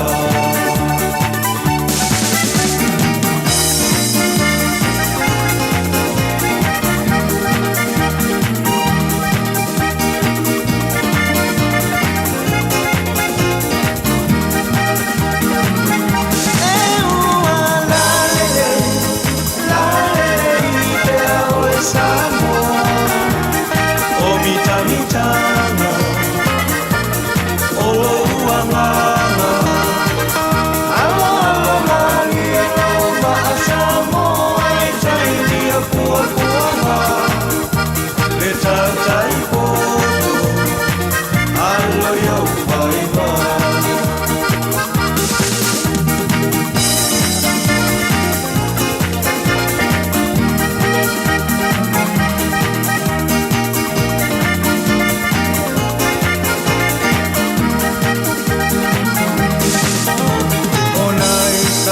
Pia pia, Samoa seu lau sila sila. Le tala lele ia whaasa o loto ina. Toe fuata i masala mo, ua lata mai o le malo. Ua saunia Yesu mo na so.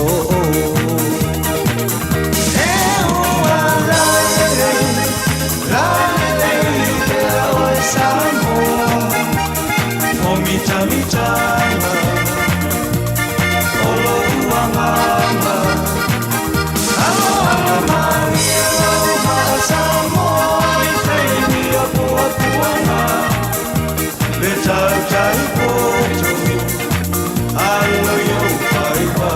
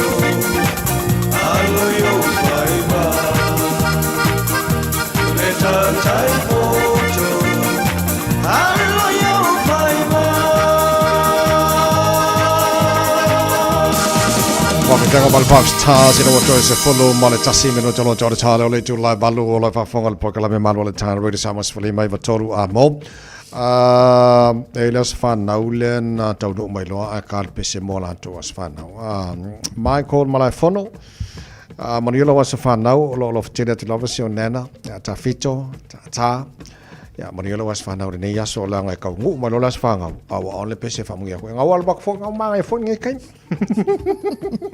vamos de trailer was para de yaso fatalo fai songa singeli e Antonio Savuso uso lo fatu o America Samoa fa mai kiri de leta to pasala ngai o America Samoa ya malo lava fa mai la wa fanga yo la fa de la ko lesa ma o not ko lesa ala lesa fa popo mar ko Samoa uya ai ko ma ngai fo amo ya la ko ana ya fo kas fo ile ta ma fifi ka ko Samoa ya sola mo ko fai fa de le ya le ala sa fa popo ke ma ko na le sa fa popo ilo mal mal ke do ya e ma la le sepi ala le sa fa popo e se lo no fu ina ma le sa ma fifi o lo le ta tu ona le sa fa popo e le tau ma ko ai pala le fa ko le sa ya ko lo le ma pepe ma ko ai fa o le lo fon pepe e le sa ya o nga manga ya lo Kalolo manga ya vele. Ya ole pinginga la nga ole le fa popo e kusala e tele le vai a vele le sa le fa popo. Ya mo ko fa pala le fa ko le sa ko le male pepe ka ko nga. Ya kamala ba veve. Ya pe ko fu le vai au fo ngi swa vai au ngi ya ka nga ba veve le fa to le sa. Tata no le fuanga le lesa. Ia wao ise fua e whaonga kasi le puvai, kasi le pua laisa, ia kasi fo le puvai. Awo umana tua la si o grandmother ia sola. Ele whaonga la le puvai si o grandmother ia faufili. E fua whaonga lima lompo. Whaasingo le le, o ngā wha kairo e meka o le ingisi. Foi le le, wow, o le fuanga le le swapopo. Whaasingo le le mai alom kual me whaasili ia le vai o le... E mana ela sa ole wa al fuanga sa on ma sa ne foi ma to il fuanga ku so le o ngau mo mo le lima na pito ila lo e foi le sa fa ma ve o ngau le piko ilunga le sa le fa mo ni la tala fa e kile la le vai o le sa fa pop ia ese ngai lo vai fa ma ve ai o fuanga ko ngamo lo ma ku ele ula isis o le ala ke fai al kai bile ngai lo sunga la e ke le aka ko ipuki ne ai si le fua io o feo mai nga ipuki manga nge ya wai vai nge kai ala ka ko la ili mai fuile vai le alex wala so lo ke fai ko le aka mai o le fua so e le kai se ai me o le manga yo fua na polar ke le o le uno ke fa ngaina e la quale e pala se quale fua e ba qua se ki al e ala nga fai de ska ko le sa nge ya so pe au isa ka nga le so ye bai man tuol ta silea me mana ya wal te lo ye kan sia fa ta wela to me le welfare right o le welfare tu sole o le ola fa putu fo ilea ya o le aso wa ko male apa elengi o le aso wa ko male pe pala isa fa puku ale fo ilea e fai ya wa ke le anga ya fa pe ala so longa le ya na lo fai le ina isi ai la mara me so sani le tai ya ole vaenga le ole teule le fa putu le e nga mo so kim o lo nga so kim ma so fa o nga la ke ku e me nga ole ola manga fa o poko nga mo lo ma ku si ka fa nga fa nga le ma fa mo la manga fa mo mo la ole ka ba ko nga mo lo ma ku le kai ku sa mal poko ko ki le ke minge e yo e ala nga ava pela na tele fa te tai fa se welfare wa te lo e ma sani tele o ya ma soltanto e kalesia ma mona le mo kwa yo fia le il po caramelle ale e kalesia fuori o le mana e fia o mai ai nga e wal mena fai fa puntu va ku kele nga ma to fa so mo na isi ai nga la ma na mi so ko ma ya kele le se fa ka ia fai wo o mai so kim e do kimu ke susu wai le makala ngwa kwai o kai mi fan ka ole langa o tatu yai cost of living o pa penisini lan tata no ai to na fie lan tata no ai ole aba ka vade kiso ala atongo tape o fantala a bit of good news in el time ala o titilo atu O le fa mai 5 minuti no fai tau tuai nei le tai au ni po tele Radio New Zealand. O le fa mai ia le tele pam pensini. Sal por vai aso fou. Wa makan ko sau dalo ka o pensini sem ko manga ia ke sore am. Ya foi la upa ur ka ur pa lo pensini ka mi la pe wa iva sfuru ya asa se la ur sfuru last week. Ka mi le nga le ala wa male tal fifia. Alo ko pa o mai le barrel. Ile iva sfuru. Pa ngana ka ko ba so le ka u firo lo marka ko pam. Ya tatou le sapapole le o le whakala i le lita i le diesel. O le whamai le loa masalo, o le whamai masalo, e o atu vaso lea. O kau whiorolo fo ia ilonga a o le whakala se karosia ia. E, ka whiwhi. Ia nei tala whiwhia na nei tai au. E ke lea aso o mai mawal tala whiwhia wa o le atua e tumu i whamonianga mo oe me tatou uma. Ia ua tala whiwhia o le ua vese le tulanga sa ia le whapuna ina o suawai. Ia ina fui le mo le telo nisi vaenga, kasi ngaka whiwhia. Ia le ua pōsi mo lua mai aso, ceasefire a dio la Amerika ma Iran. Ia le ropa ai me kupu pe amale si lua vai aso. Ia o pe amaro si ala ua kalo mala ua kalo pe o kune vai aso ua whamai Donald Trump, wala vai i mea. Wala vai i. Wala vai i. Se faz kako koko le sa fa mor. Ia au tata wa sa no lo sunga foi lele. I tulanga yo le kala fia ya so uma. Ia wa ya se kinga fia tu isima. Ia ala pe ya ale ye se me manga ia foi lele kupu ale waku los fukara le account pe ya le fia. Ai ka ia o lo fia nga sili lo sunga la ta vai ma fa fonga la tunu. O lo ko ma fa ngo pupulo ai foi le sika ya o lo ke ola. Yes, ia. E wa keleng ya ka ika foi moi mitinga o le ia mo lumanai. Ai a fa pela nga ko malei fo mai ngai ka au wale ko pispis aku Natasha yo longo winga la o me ko nga ka wale so fia au le me mana ya o ka lo fia ki fa fe kai ya o le mafai ngo wa le si aso. Oh yes. Ya na e ka kaun ka ko fia wa pe o le ngana masani fo ya ni so tamari o le atino. La lo kai o mingo ile vai ia a ver vi inga ma fa tele to mo le ola o le fo e o le fu le mai sunga ia fa ma vai nga sa fai pe o ka stete o le sa fa popo kasi le po le sa luoi po vai puna lo fa vai le o nga mo pi lo ia ma le caro le pepe so lolo a fo le e o seki fala titi le masima. Mangai o fo so fa o nga kile le sa. Mangai el fuang or kamale. Kamala le ai pe kau enga la kikia kau pa ngungu la kikia la piko la lo le sa. Ja, okay. O le famal sanga sunga makata puvai. Pa mai se I fa kwa ya Uncle Trump. Wala banga kawang. O mai fa de lor ko misa fa de lo wala vanga fa mo ba me de ku punge ya o ko ka pung wang nga ku ngu ai ma fakia ko ma ko ka ur su fa ngolo ma ko ngi fa mo wala vanga me wala vanga ka ko ka fa malos kingo fa mo ya ngo ifo ile fa malos kingo sin o me ka ko ka fa malos kingo wala vanga me fa mo ya de lei e mai alo fa malos tino so matando tala mai sa mo o ka ko Iya, yo. Iya. Ini, yo salah ya lima, tahu au. Isi pizza, yo ngamo le papa tua, yo. Ya luma. Iya, mau lah kiki apa lele. Maya. Solo le lei ne ura ma tutto zino.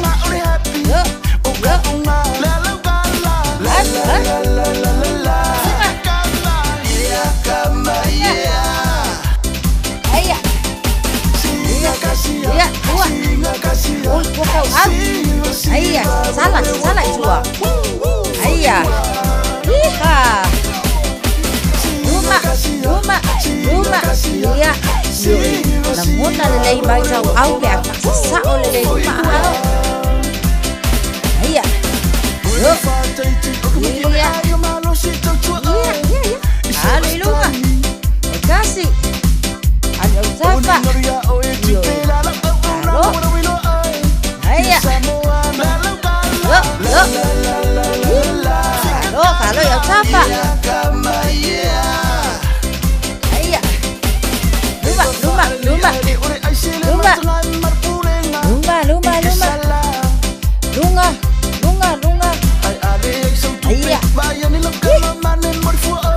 Yo,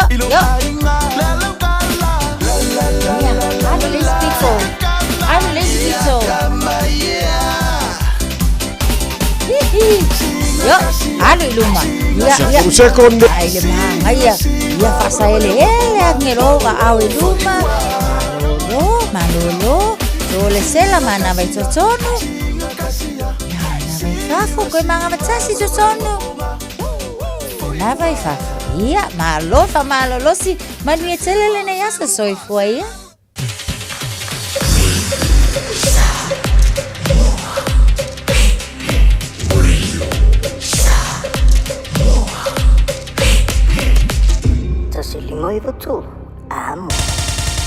Usi mai alau whaafofonga o le whaapoponga fo ele nei o talafou mai Samoa. Awina sa o mai mo oe e lau leiti o whalongolongo le Radio Samoa. Tasilima iwa tolu amo. Whatalo whelo tātou o tenu o le nei fo ia sa fau o tātou wheloa i mamafuta tala tau longo usi mai alau whaafonga. O leo wai ao nei o leo moni suenga se mata upu tau sori tu la fono whala u whasaina. Whasino le aisa o lo tua i ai. Ni ali e ngā lulue o ni seina mo waa, a le wha laptonga o waa sa moa. O lo whangai o ie le wha laptonga le malo, malanga waa o le sami o lo whioa i le vao sa moa ma Amerika sa moa. Whapea i waa i le vao motu o upolu ma savai. O li puti ai le newspaper le sa moa observer, o le toa fitu o li seina o lo tua ia, o wha malo lo e talia suenga leo leo.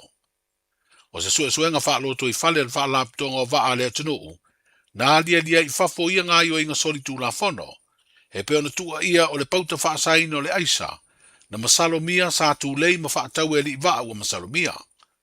He peo na sila fio na i masina e lei ma mawatu, na whaailoa i e leo le maua o aisa o na nā mai ni pusa moa, na au mai o ni wha mamori le waa lau pasese o le Lady Samoa wha, le alo whaia malanga i le waa o pia ma pango, ma ua iei tangata ua mori ai. O le leo ino tua o yo Samoa i o tātou wafu ma malai wa lele wha wao malo. O se ngā luenga lo o matua tūtū a iai leo ma le official tute. E mata i tū e pei o na wha o ngā i masini wha ata. E su e nā iuta ma tangata malanga. Wha pia fo i na wha o ngā i mata i whau sa songi. O le ngā luenga fo i a leo e leo solo muri. I leo sa wha i masu e no fuanga e pei o fale. O lo masalomia o lo wha tino ai sori tū la fono e whaso tai. I le whaonga ino nā koti po whala au whasaina. O le ale ngalo ai mana tua pēle tō whai le tō i a lolo mātalasi mōlinga. O se taitai sa a vea ma whaurulunga o le whai ngā māloa to tuila ma manu le tofi kovana sili. I lona sao lea i le whaatu mau. O so tanga o Samoa ma Amerika Samoa. E le ngate i so tanga i ngafa a o so tanga o ainga. Whapele ngana mā tātou tūma ngano. O se vaenga o le mōni mau wha apitoa le sa avea makovana sili o tutuila ma manua, i le sauninga wha le malo le tuk malo le te itai o le whainga malo tutuila ma manua, le fionga ia le manu peleti maunga, na ia wha ilo ai le sao lolo, i le wha tūma wina o so o tanga o Samoa e lua, a o vea ima te itai o le whainga malo i sa sae. E le ngata o le wha ola le tātou ngana wha pēr tūma nganu, ai o lea fo i te itai na ia talia le manao, o le fionga le tama ainga le tui atua tupuata ma sese efi, e fia o i ele o le motu sā po manua. Le wafia ngai ma le malo tele. Tal ton tele le fionga le kovana ia lolo. Ta mau tu mau Amerika Samoa. I le fia ngai nga o maalilie masaingi e tātou tua. I lona nganga whataitai, i aua nei mamuru atu, le anganu. Aua foi nei muru atu, lo tātou whasino manga. I suinga whai a le lalulangi. Lona nganga i le usonga i atu muoma pule, tasi lo ta ali, tasi lo ta fala. Ta si fo i ta ua Samoa. O lona nganga lea na taunu uai. Ma whaia lona finga ngalo i le la malienga ma le afionga. Tu ia tua tu pua ta masese efi. E fia tu vai se tu lo. Lana fio ai manua le motsa. Na fata unu. Na fai. Nona nganga foi lea. Na fata unu ai le komiti fa foi mai Samoa, ma Amerika Samoa. Sila ma vai lele ngana. Ya awane ya ini fetenga ina. Iswinga mai Samoa. Ya maswinga I nei Amerika Samoa. Upua le atanu malta tununga le afionga kovana. Ati ngale tu tamatau. E langona le tuanga vale. Whapena foi ati ngale tuanga vale. E langona le tu tamatau. A whaina Amerika Samoa. Langona foi Samoa. A whaina Samoa. E ona whapena foi Amerika Samoa. O se vaenga o le mori mau whaapitoa le fionga le manu pele timaunga, sa vea makova na siri o Amerika Samoa. O le sauninga wha le malo le tu malo le tō whae le tō o ia lolo mātala si molinga, sa whaia lea lea solua I tutuila mamanua, a o lea solulu lea I Samoa. Ma sa a wai le fionga I le pālemi o le tātou malo tu tō tasi marona whaletua. Sa mori mawina I wha asara launga mai le territory, le wha tino ai o le wha aloalo le teitai o le tātou malo, I tūlanga masani o le tātou nganu una te talai I o au awha, ono o le tu malo lea teitai, o le whainga malo a Amerika Samoa. Sa aluleli o tia mea lofa sa lima e whaatau sa valia na saru, ma whea ne ai le whale o se ainga I le lovaya, pe mana o I se saru. Ai na whaalia leo leo na fiu le taule e lea e whaatali, e lei se isi o le ainga na aluane. Ai o le tina e ana le whale, o lo whainga aluenga, wana olo na tina matua na whaamuri, ai sa tō whae le teimi nā whea I tia, I lana whaatau ngā saru. O le awa noa lea peo na whaeroa leo leo I lumo na whaamsinonga, na ai e le taule lea I lunga o le pā o lo si o le whale ma le whanua, ma uru whale whaamalosi I tutonu o le whale o le ainga. Na ia ave se ai se awala sori tū la whono ni mea tō tino au ngā, e tolu afe, fitu se lau ono suru walu tā laro la tū tau au whai. E tasi se mea tō tino na toe maua ma whaafoi o le telefoni whea aveai. Ina watu lai leo o mōlia mō se whaai unga, a le whaamasinonga na whaataa ua lona I o ino mōrianga. Ai maisi o le urua I teimi leo watu lai ai le whaamasinonga I se sori tū la whono. Eui, e iei isi mōrianga whaapea o lo muri mai ele isu eso eina. O lona whaasalanga o le tolu masina sa nofo tau fiai, I le vai ngā leo wa avea lea mao na whaasalanga I le whale pui, peitai ua nofo vava aia tia mea alofa salima, mo le se furu valu masina le vava ainga, a le ofisa wha nofo vava aia. Wa wha popo I eima le se lau lima se furu I tūla, e ngā lua e fua ai mo le lei o tangata lau tele.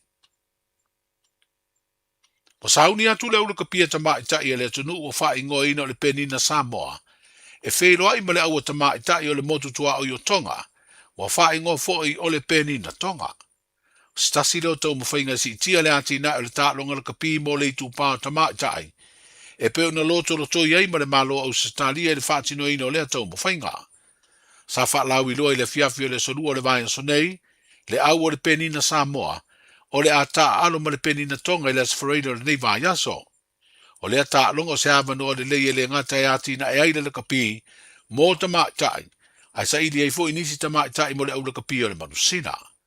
O le pelestene le tu mau o le pulenga o le lakapi Samoa, wha pere sui komisina mawalunga o Stalia lo tātu utanoo, na sa unoa le wha lau ilo aino le au o le penina Samoa, e pere na sa wha ilo ai le sui o le malo, le tāu o le polokalame o le auna I ai le tālonga lakapi, e fesoa soani ai fo I le lakapi Samoa mana polokalame, o lo una I ai le ati na o le tālonga I Samoa.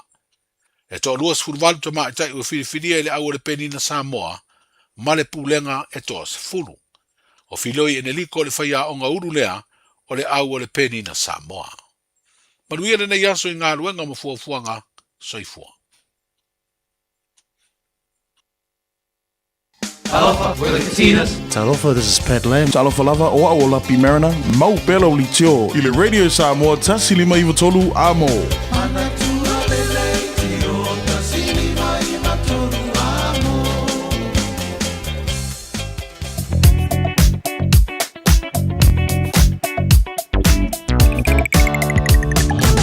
Talofa tavale nei taimi o le tai au fau malo lava no sai. Malo le fato toi lunga o le awala.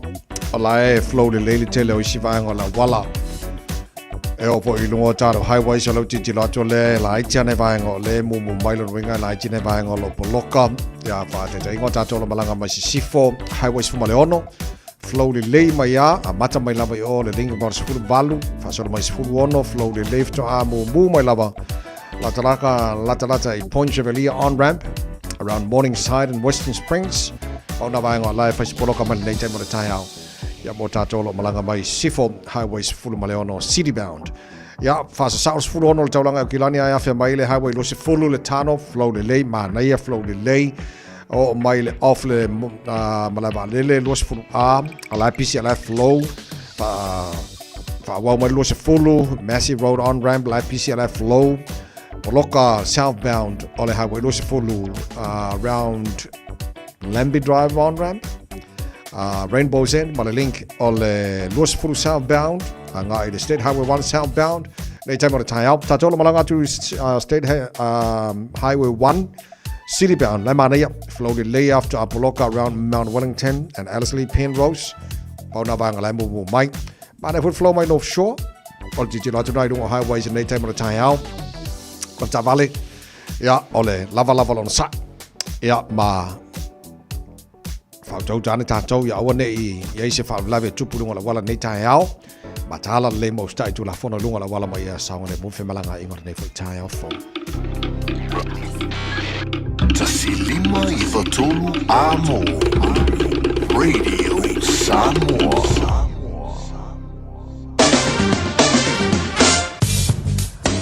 Whaaftaila tino lau mai mōmala whaafonga nei taimi o le tai au whau. Ola vaingala tamale nei le tala o le tau lua se fulu ma le whawa I ele vevela I Samoa. E le nei vangara tau wa te ala iwa I Samoa. Nei taimi le tau tu mau winga langi le lei awa oa. Pa uti muni se vaingala tino le nei fo yaso.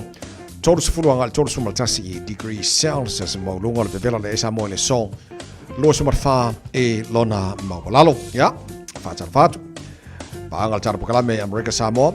Sengeli Antone Lovatu son nei tai au ma oi mala ainga pena foi Samoa I lunga Facebook mari YouTube or Samoa mal tatu ala leo le FM 106.1 palola verse fo mo yele nei tai mala tai au patalo fale malola tunu ala papa au so sabainga Australia ma lola verse fo mo via ele ne foi tai mala tai au fo ivalo ele malu lure la mo Canberra le vava ya tunu nei tai mala tai au winga fa ma win ole tau mo le la mo Canberra le so Pa fasoro na awa e pa wanga mamai ni so vaenga o Canberra ne yaso los furono al morunga na alvevela fa mo wina mo Canberra le so I vai lona mawalalu malo le tino ala papa au I melepone ma lolava e ole se fu maria sfun fito el ma lo le air ne vaenga le tai au we got to fa mo wina mo melepone fa mo wina mo ne fo yaso awa e temi pa wai timu mamai ni so taimi Los furono al maurunga na alvevela fa mawina mo melpone sfulima e lona mawalalo. Fa fila infata fa le mbalo le tino iso sa vaenga o sini Australia ma lo lava e ala sui fu maruia.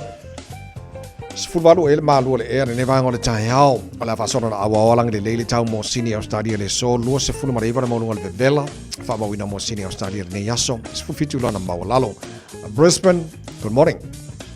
Sfuiva o el ma fa le air I le nevanga o le tai au winga o le tau I Brisbane, se suru mata kon fila la le so, tolu se fulu degrees Celsius maurunga le vevela le air, fa mawina mo Brisbane I le so.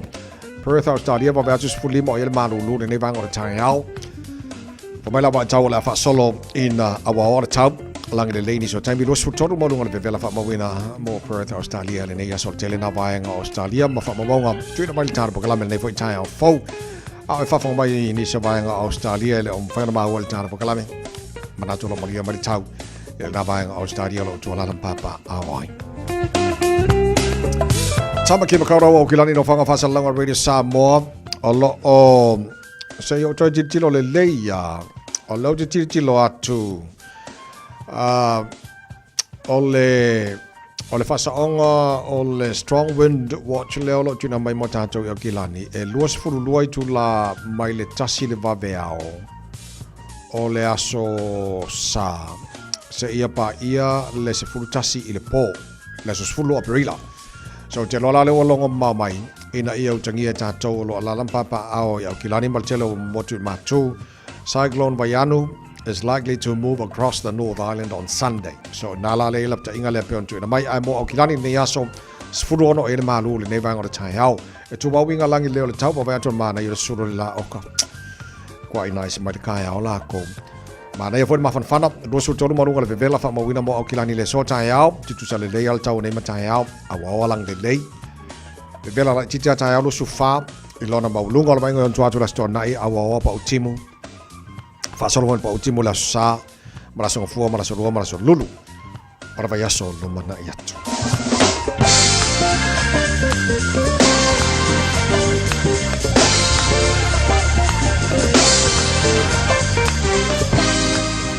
Spulu ono le chari to la valo fa na misia tato tala mai sa mo le nei foi tai au ole a to fa sala wina mo e tale to la se fulu male lua la ole le so mal fitu e le po a na nei tau rungo tato tala mai sa mo le nei va so tala ba e le tai au na we fa fonga mo fa longo talo sia o te lo ngal wenga o lo o silsila mau ele malo malam tangal wenga o le ia vaveana matua e maua ia whapongai o mene o le ofi mai tono Samoa mene o whalau whasaina. Mai se lava i reisa.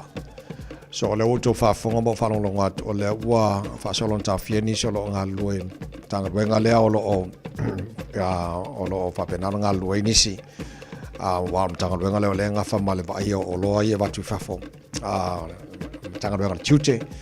Ia po seila foi. Ia la taru ti tilo la iai. O le mea e whawhetai. O le mwhai o na maua i suesu e ngā leo ia vaenga. Uma, ia a o tau fiei la ma whaamalo romo nei taimi. Tau sia ia whailea ma awala. Ia male amtanga le lei. Se ia matona su e umala tau leo lo o. Ma fuai ono o atu aise tono Samoa. Ia o vaenga le lei na mo le lei langa ele tau ona tupule vaenga Samoa.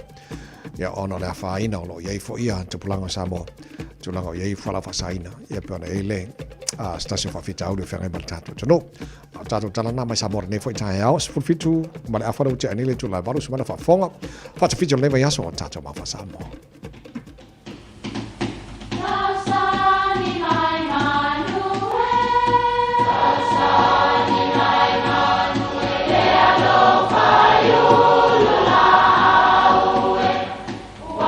E o whanga manu i ululu o la au, awa e whawhanga i funga o la au. A o le tangata, e whawhanga i upu matala. O le mawhileo o alanga upu mamuanga ngana Samoa maona whaapongai, e a fua i lona sio mianga. O lona lea sao i le whaatufunganga o le iloa whaale aso, mai le tautua se ia o ina pule. O alanga upu mamuanga ngana, ua lanto mamanuina le tō whamanino a Samoa, mana tua foi, e tāo fitau muli le atunu. Ia pōli uli lau tino, a ia malama lau vaai. Ia tāma sanga lau la au, ma ia tafe toto wala. E whapele mau o upu nei a le tō ina o whepo, sa mau i fongaa, i le tua masanga. Taimi foi ua luluti ma vevela le talonga o le aingo fie santa wailo na tali o le antiongie. O le tamale nei o le antiongie, whapea o le whaalangolango manga o lona malosi le taua. O le tapua inga ma whaamanuianga a lona tamao whepo. O le masani la le antiongie, a sauni le taua, e mua lava o na whai le tau mawhitanga lona tama, o na fito alua i le tau. Se tasi aso ina ua mai a o na tali le sua le to ina o whepo na wala awan tuai lo na tali. E no fuane i ona luma mau atu lo na papatua. O na tui le toi ina le tua o lona talii ma whaamanui atu I upu nei. Si o wantali ia le antiongie ia pou liuli lau tino a ia malama lau vai. Ia tama sanga lau la au ma ia ta fetoto wala. O le mawaenga le nei e ta ua o le mawaenga tui. Ia o nei upu, ia ua masani ai le antunu o upu whaamanuia. Upu foi e tau mawae. Ia Samoa. Po o le a so ta whaatau waa. Ai an tātou sāma vali I le sulu po le malama o Kiriso. E maua o tātou ai. E fua tele mai foi. Ma fia ina ai tātou. Ia manuia o whaiwai le nei aso Samoa.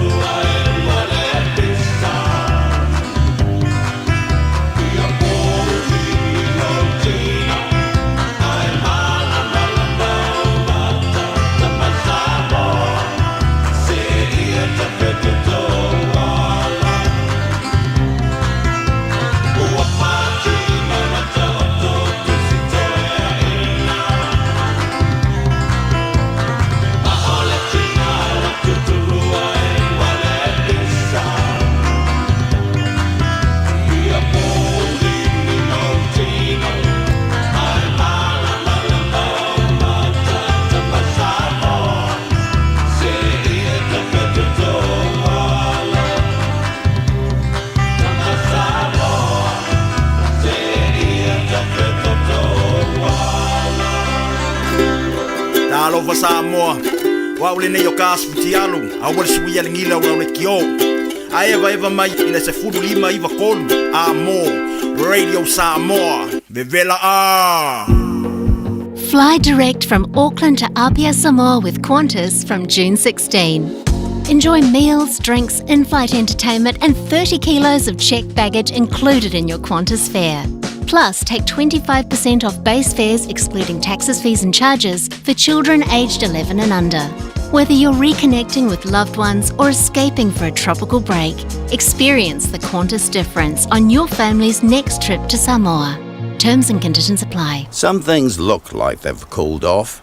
Sunburn, your barbecue, hot pies, and burn piles. But only one of them needs water, and plenty of it, to make sure it's truly done. Burn piles that aren't fully extinguished can reignite weeks after flames are no longer visible, causing 40% of wildfires each year. Don't be fooled. Fire's only controlled once the middle is cold. Find out more at checkitsallright.nz. Sa penang whanau malau ai nga atua, mo se sa whao nga winga ese le Auckland Zoo. E whitau le lei maltua nga wa o ngal whanau ya aperila. Whaalongolongoi whaatal noa ngal autau simanu.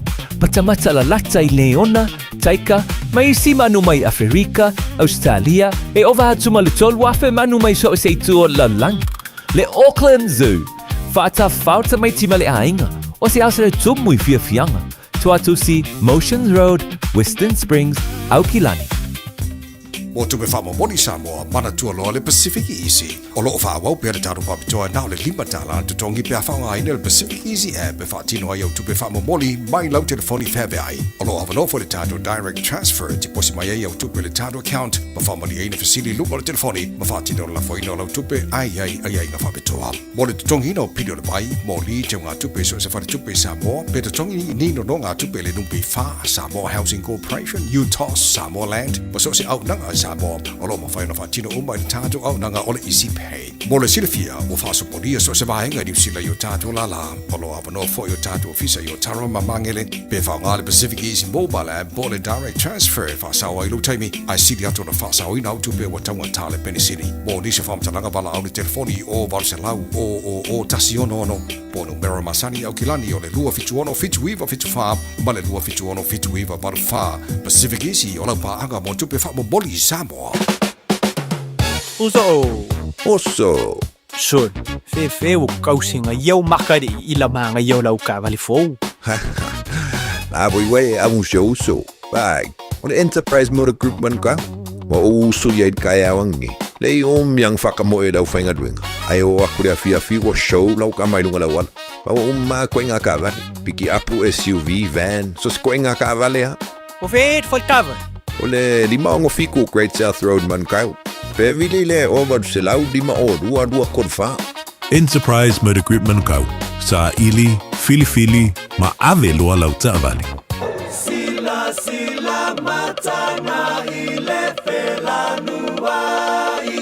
Tamole LCBLA ole apa fia.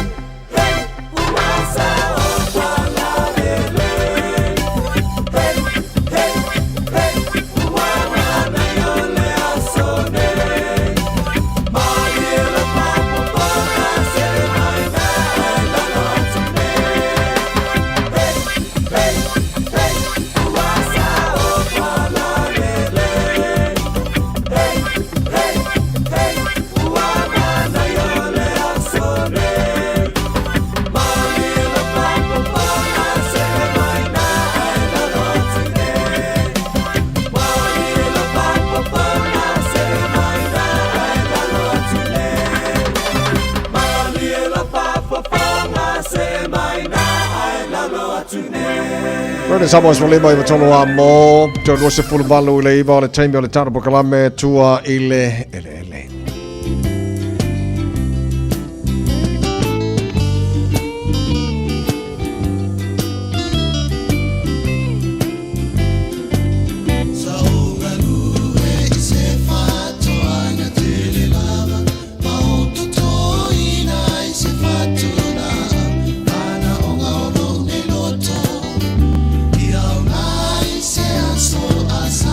Patano faltaro pokalame le nei foi taimi o le tai au le au fai fato anga tato uma lava e fie to to le fatu la au.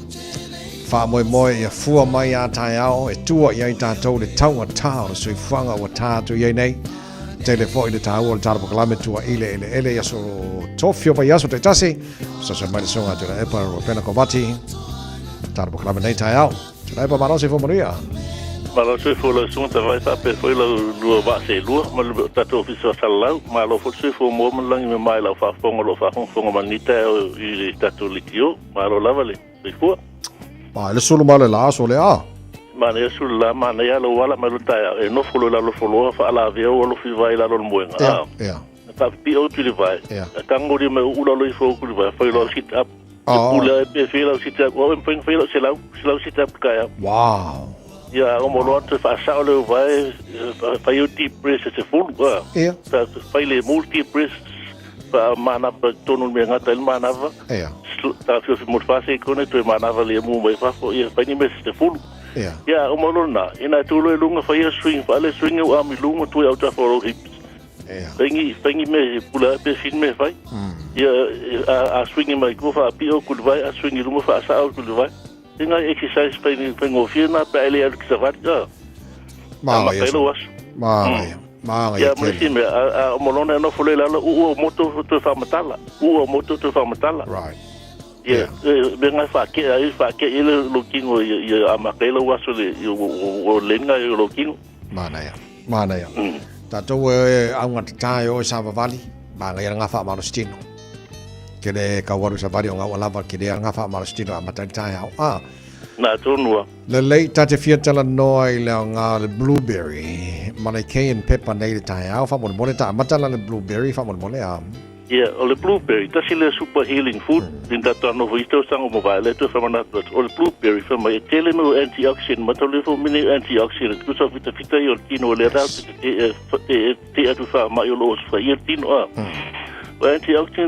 antioxidants la pui ai lo tino mai le tele fa mai o canesta fa mai o fatu fa mai o mata ma le memory loss por nga lo me eu me mana nga tamna fa fitaulis ma so fa fitaulis so fu malo loina e tele atu antioxidant le blueberry o tele se fa la oina mai o blueberry fo le ngai ni mai la ikiti ona fa ai matua tele me nga lo mo tino tau ia ele fa pungwale le titi ma ini ala ia lo mo el time nei di supermarket ile blueberry ola en si se tempo ni to peto lo masina uma fo blueberry al kemile e mo ia lai contina lai to peka se lau kalama ia mo be tolta la ma sen le ele ta se la blueberry ala va so ai pina tolun blueberry point ai le so ta si fa so fa tu fa le o mal va so le o mai okay fa to ni la blueberry la smoothie le fa pe ko do pe fang blueberry la smoothie o lang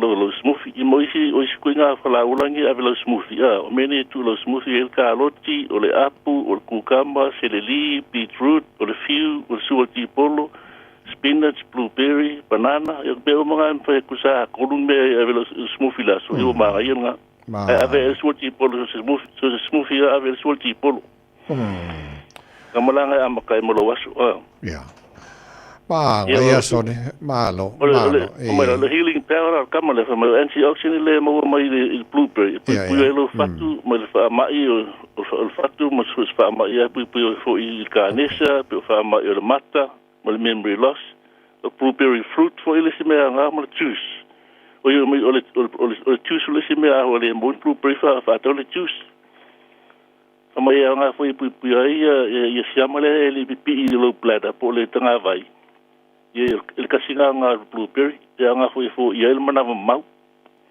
mal na ya Ia, le nā tātou umalo o whaafonga nei te mara tai au e siasao nā whea lea fo i whala au manaia le tau sami, ala ngā, blueberry. Ia ngā.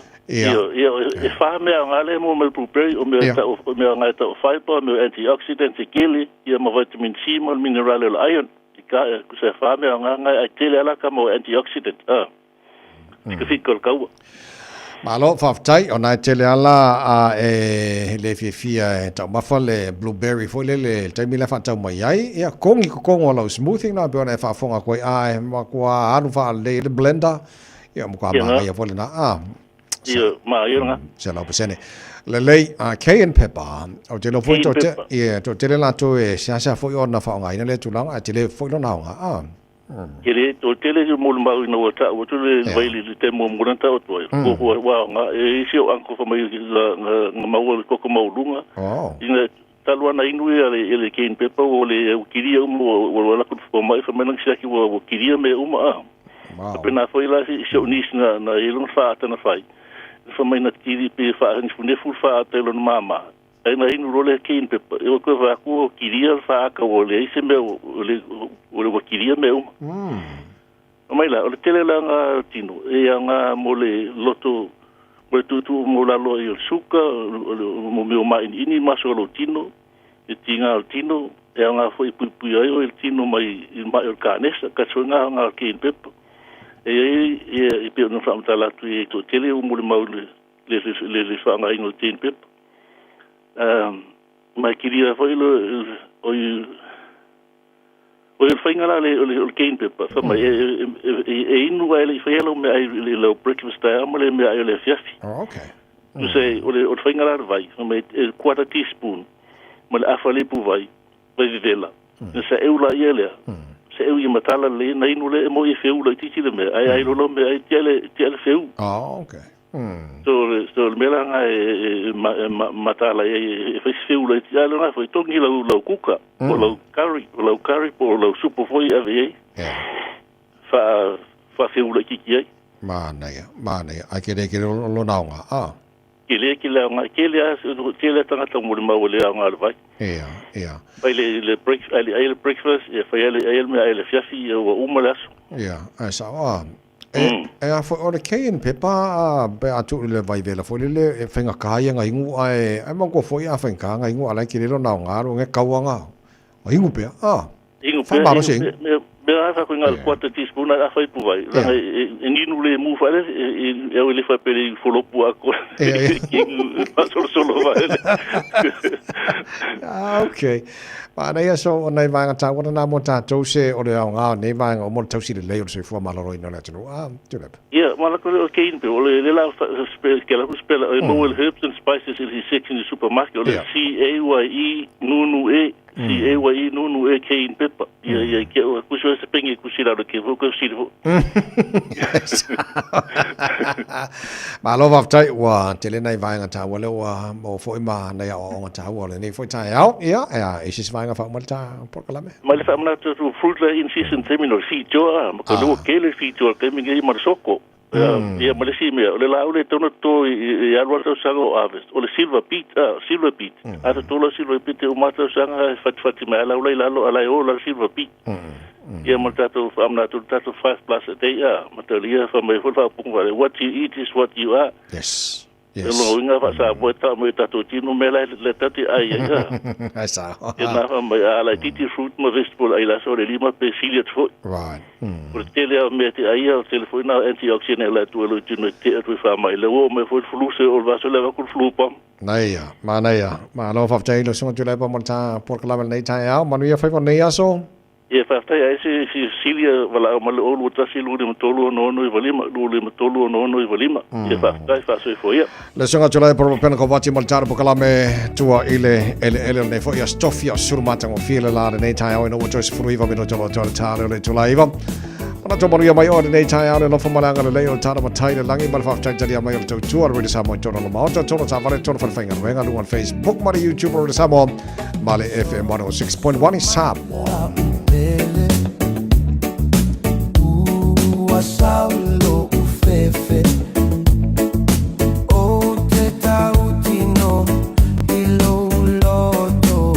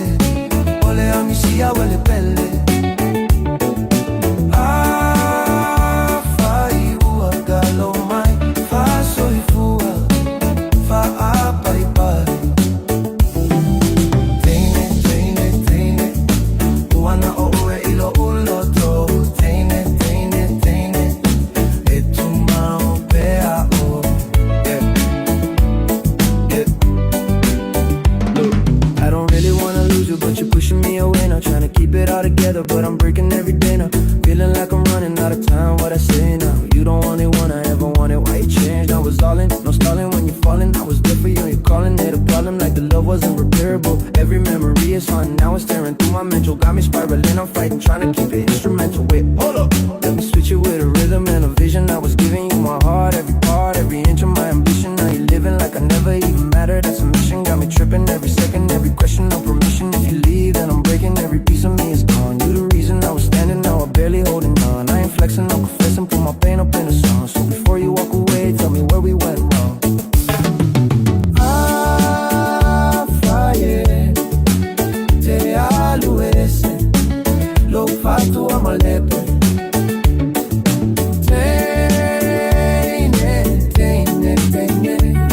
Mole mole, no fumari. Te manda tu apea, lu alo fa valea. Lau ya te au, ele fa agalo atu nao a uisi o fatu. Lau atafa atu sina. Lui ataita ela lele o foliga e fatu sale masina oe ole sei sina sina faie te aluese ole amisia ole pele faie o agalo mai fa soy fua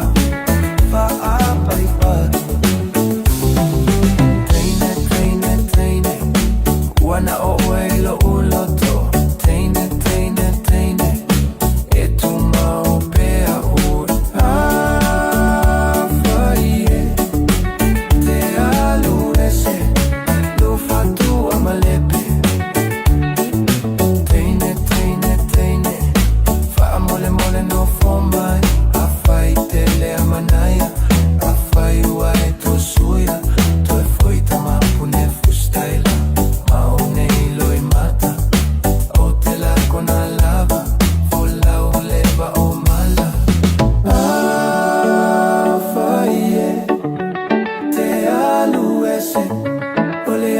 Huele pele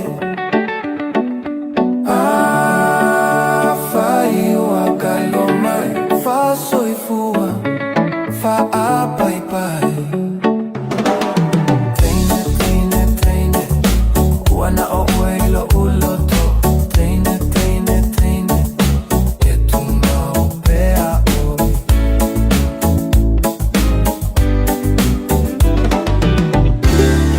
Talo fa Samoa. Wa ule nei o kasputi alu, a wale sui alingila ura ule kio.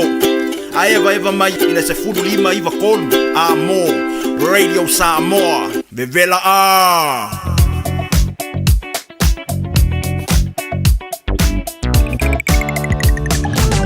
Malolo na sai ava tabale nei taimi o le tai au le tātu le Spotify o mai nunga la wala nei fo tai au lai titia nei vai on taro highways lai mu mai lo winga lo follow flow le lei ale traffic le tele vai on la wala te pa vanga de mu mai o le state highway lo se follow southbound around Rainbow's End ada yo le link o le luas fulu anga le southbound state highway 1 te pa wana vanga lai polo kamera nei vanga le tai au te pa vanga de mu mai o state highways fulu ono mana mai sifa anga tauranga ke lani around Western Springs te pa wana vanga lai poloka Pasiatu Mount Wellington on ramp anga Ellerslie Penrose on ramp city bound state highway 1 te pa wana vanga de mu mai lai okay mai malanga mai North Shore nei te mo le tai au ata vale ma lo lava no sai ma lo 44 ao lunga na wala nei taimi ole tai au fa na tuma sani le porkalame maru le tai au ta valen saunga de mo oil no fa foi no ta vale saunga de mo pa se lo tono le ta vale lo fa foi na ma saunga de mo ta vale uma fe o iso se vanga na wala le au e lau fe malanga inga le nei aso o lo o io ao Sfultolo mino jolo jolo talo le jolo iwa porkalame maru le tai au Samoa Spolima le jolo amo fa o taro fa fi fianga le tai au le Vino Records le fungala au le na fela boy fa fonga mari table tai au pese le mo oi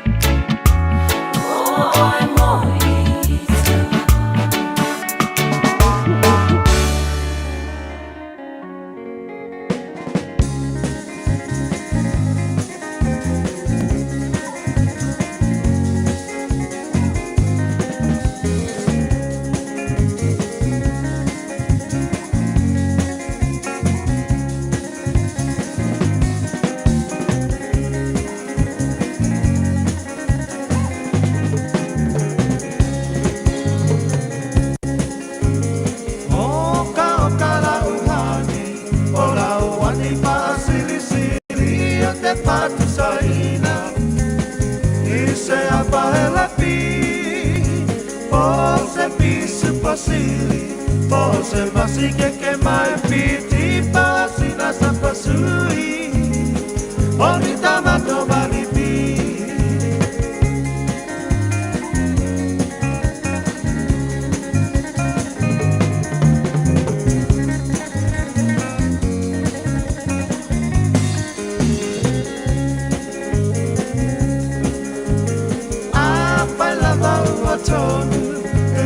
Tonu lau pinangalo tapa ai poipo Avane ile malo Ele anga ole tatua Etele ai ole ti ako lope Bausa lepe Ole pepe ole po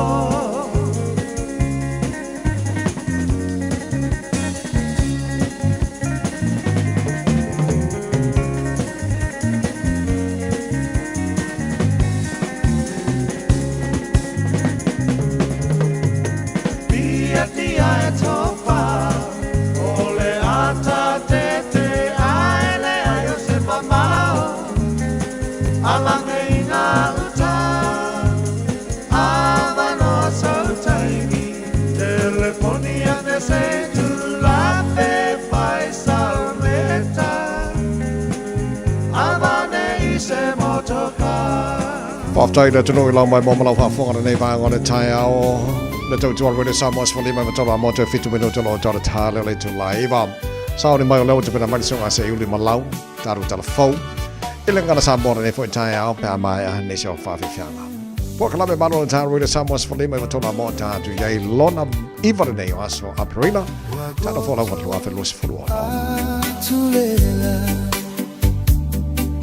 Ilona. Wa ai tautai alofa E asale malama Masalo lo ufia fia Le alofa watali talia Foliga oeleta usala Se aluma fa'amatala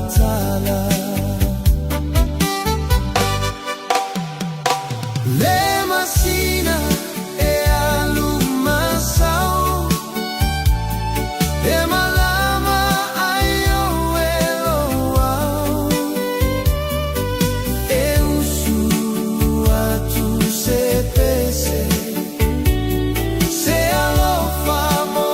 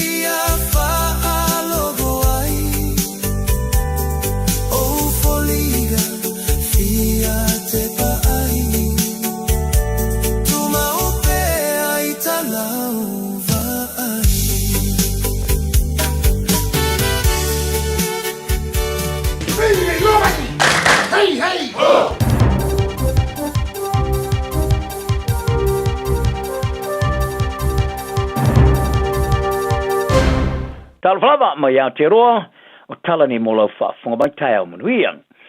O le tūlanga o iele su palai o le soa o New Zealand feo lolo lai titi lava sele leo iai, i whai numera muli nei o whailo ai. Le se tio lea whaingo i tu ai ngo soa o ma pensini telu mai wha maumonga muli nei al malo. O lea whai numera 4 o maua mai le teimi o li poti a lava au tu Iran, e whaono toi te tala i le mai ai o le marui o whiutana inga mo le tau fio le taua mo le lua vai aso le vao Amerika ma Iran. O le taua sari matai te ina ele te punia o le vai tolo Strait of Hormuz i Iran. Le alava e uia e vala o soa e la uina le 2% o soa i le kelope. I foi numero 4 mana matanga rongo business i manga wenga o failo ai. E ono se male lua te se male ono aso le pensini o ia i le tunu ma vala o soa o lo anga i mai New Zealand name. O le vala o soa e le vala lua e le tolu aso e te onu mai ai. A e lima su tasi te se male fitu aso le kiso o iai. Lima su tolu te se male maso o soa o valele o lo iai New Zealand name. Ia po soa o foi o lo anga i mai. Fali ere matanga ruenga o business i mga ruenga, o le o lor soa o male pensini le tunu o lo lava toe solonga le lein. A o tamine wa yo il presidente o America Donald Trump, mo le lua mai asa e tau fiele toa, se unga o ta wa Iran o se manu malo tele le moi lato. Ma fa malo si ai America talia le lato fautuanga o se fulu an tuunga e fatino. E rusai mas fa mtalanga ma le fona fa foia o le puipuinga o Iran. Sa fa tali uma le lolangi le sononafi polale me tu pomai le sa fola e Trump a faio i las malu le fiafi teime America e le italina a tole vai to tolo Strait of Hormuz o le fa tama i lo me uma fa longo i tolo Iran fa ai le fono o Iran o feutana inga ma America am tena les freiling le se fulu april Islamabad ina o mai ona lato fola sia is tar sanga o se fulu fatinonga e pole 10-point proposal in Washington e fa wi atu Pakistani per riputia il televisor malo Iran ta wai foi nei telenonga e le fa ilo inai o le fa muta di ele taua fa di Iran o nei telenonga tu we o tu lava di sumali limaso fa ai ma fa ono to fa o popo ina niaso is malienga ai e taula i ele fa mai ai no fa mtalanga o le ta sanga le ai fiai ma vaenga mole uia tua yo vai le vai to tolo State of Hormuz te teleino tapu fasanga Iran ma le toe fa solo mudi se umor fita Amerika ma yo lato no fanga fa fita o iai i le ai tolangi ai o le mpaso Iran i New Zealand e wa manao i le malo New Zealand fai join na le fainga malo Amerika mo ano fa inga fasanga ya Iran o Reza Nazar Ahari sa ya longo le proclame le midday report le Johnny Sheila e ia tu tununga o ngai oinga Amerika se fasanga taule tula fono fava malo. Ma le leo se fai tionga malo ni sila o te liena leo ni pulen sa wa. Fari a Harry a fai ele tau tala ia tunu fasanga ni os fainga o tulanga fava malo le a mata ona suia ma le rangi o le asafa. A telu mai ona mau le tala mo le tau fio le tau o le lua mai aso le Middle East o le tau o le sua o le kelope o palasi lalo le sumala no pasene. Ele tu samale ivas fululua tala Amerika paelo tasi mare swa wele fa maina Amerika walu lalo ele tu samale ivas lima tala Amerika ole foi lua vai aso le tau fingo le taua o ma foi se tulanga malasi ole tala ni sila fa sanga le tala Amerika ile mai ai fo tanga mare foi lo tu sia o Amerika Marco Rubio ma fari ai le minister vai fa fo ni sila va vasamane Winston Peters sa ia mautino, ia malama Amerika ia fianga telo tama aingo ni sila, male Pasifika o le taua. O tapa aina ni sila ia Amerika mole awina mai ni vaswau o le Pasifika. E fesoso nia ni tu iti o ia fianga telo tama ainga, male fainga ta o ia swau o le taua ia tunu isa tu tonu. Sa fono ia Peters Marubio i Washington i laso nafi, le sa talanoi na so tanga fa va malo le taua Iran, male Pasifika. Sa longo ia Peters i le Johnny Sila. Ele na o le tamau aingo ni Sila o Afia. Ai fa pena ama tamau aingo le Pasifika. Le ai tele i eise matafa i oi fatino a New Sila. Sa mamafa i tele noanga se tūlanga i fa pefea ia Amerika o na fa ono so sani. E au fia ma le tapa aino Amerika i tape neina ni vaswau. Ma awina mai ni Sila nei. Mo le fa soina tu le Pasifika i se vave mfa iai. Ia mati sa tārsanga i ta le Pasifika i paanga i tuni fafo. Mosef Susani supply o tiso mar pinsini io la to tonu o le pari meo samo le sunga de laude romani e tole o te plot e va fosse schmet sai ta paina ni sila Pe ma fai, o na wina tu pen sini makiso sa mo pe a fai. Ai uti sa palai tu tonu le tonu. Ai o le pare mea o tonga Lord whakawhanua. Sa e whaalia, o lo lato whasoina whaamatalanga mani sila ma Australia wha sosoni ai, i lona atunua ta pena penai mo leo tutor pensini mani kiso. Wala pata ia rau wa ai tau o lea whao cyclone vai anu o whaatupra ia e whoringa mai, e tai aina ni sila e whaunga le vasanei. Whaaria reo fiso le Met Service. O le angai mai o lea whao le Tropika, e awina mai ei mani timo ma mafa ma matangi, e whaamatau ina iolo tangata le motu nei ma tu ila saa. E sona nafi sa lato whaamatu ina ai, se va inga ma losi o matangi mo le motu atoa te luai, o le whaamatau o lea whaa. O nisi o no whanga e whoringa mai o le asi tia la pata inga. I le lanu moli, ia e po le lanu mumu a tūla la ta mai le whae pena whaali ai. O le tamatai wa ai tau Alana Burrows, wei whaalia, o le a wha, o le teminei o lo iai le i le tu i sauti o fiti. I le wha tūla ngana o le mara se le tolu, i matangi i le o tula vai se lau tōris 4 km le sao sawa i lo ngana tonu o le wha. Ma ia whaali ai o matua i a tungalu i le au wa ai tau e winga i le mara se wa.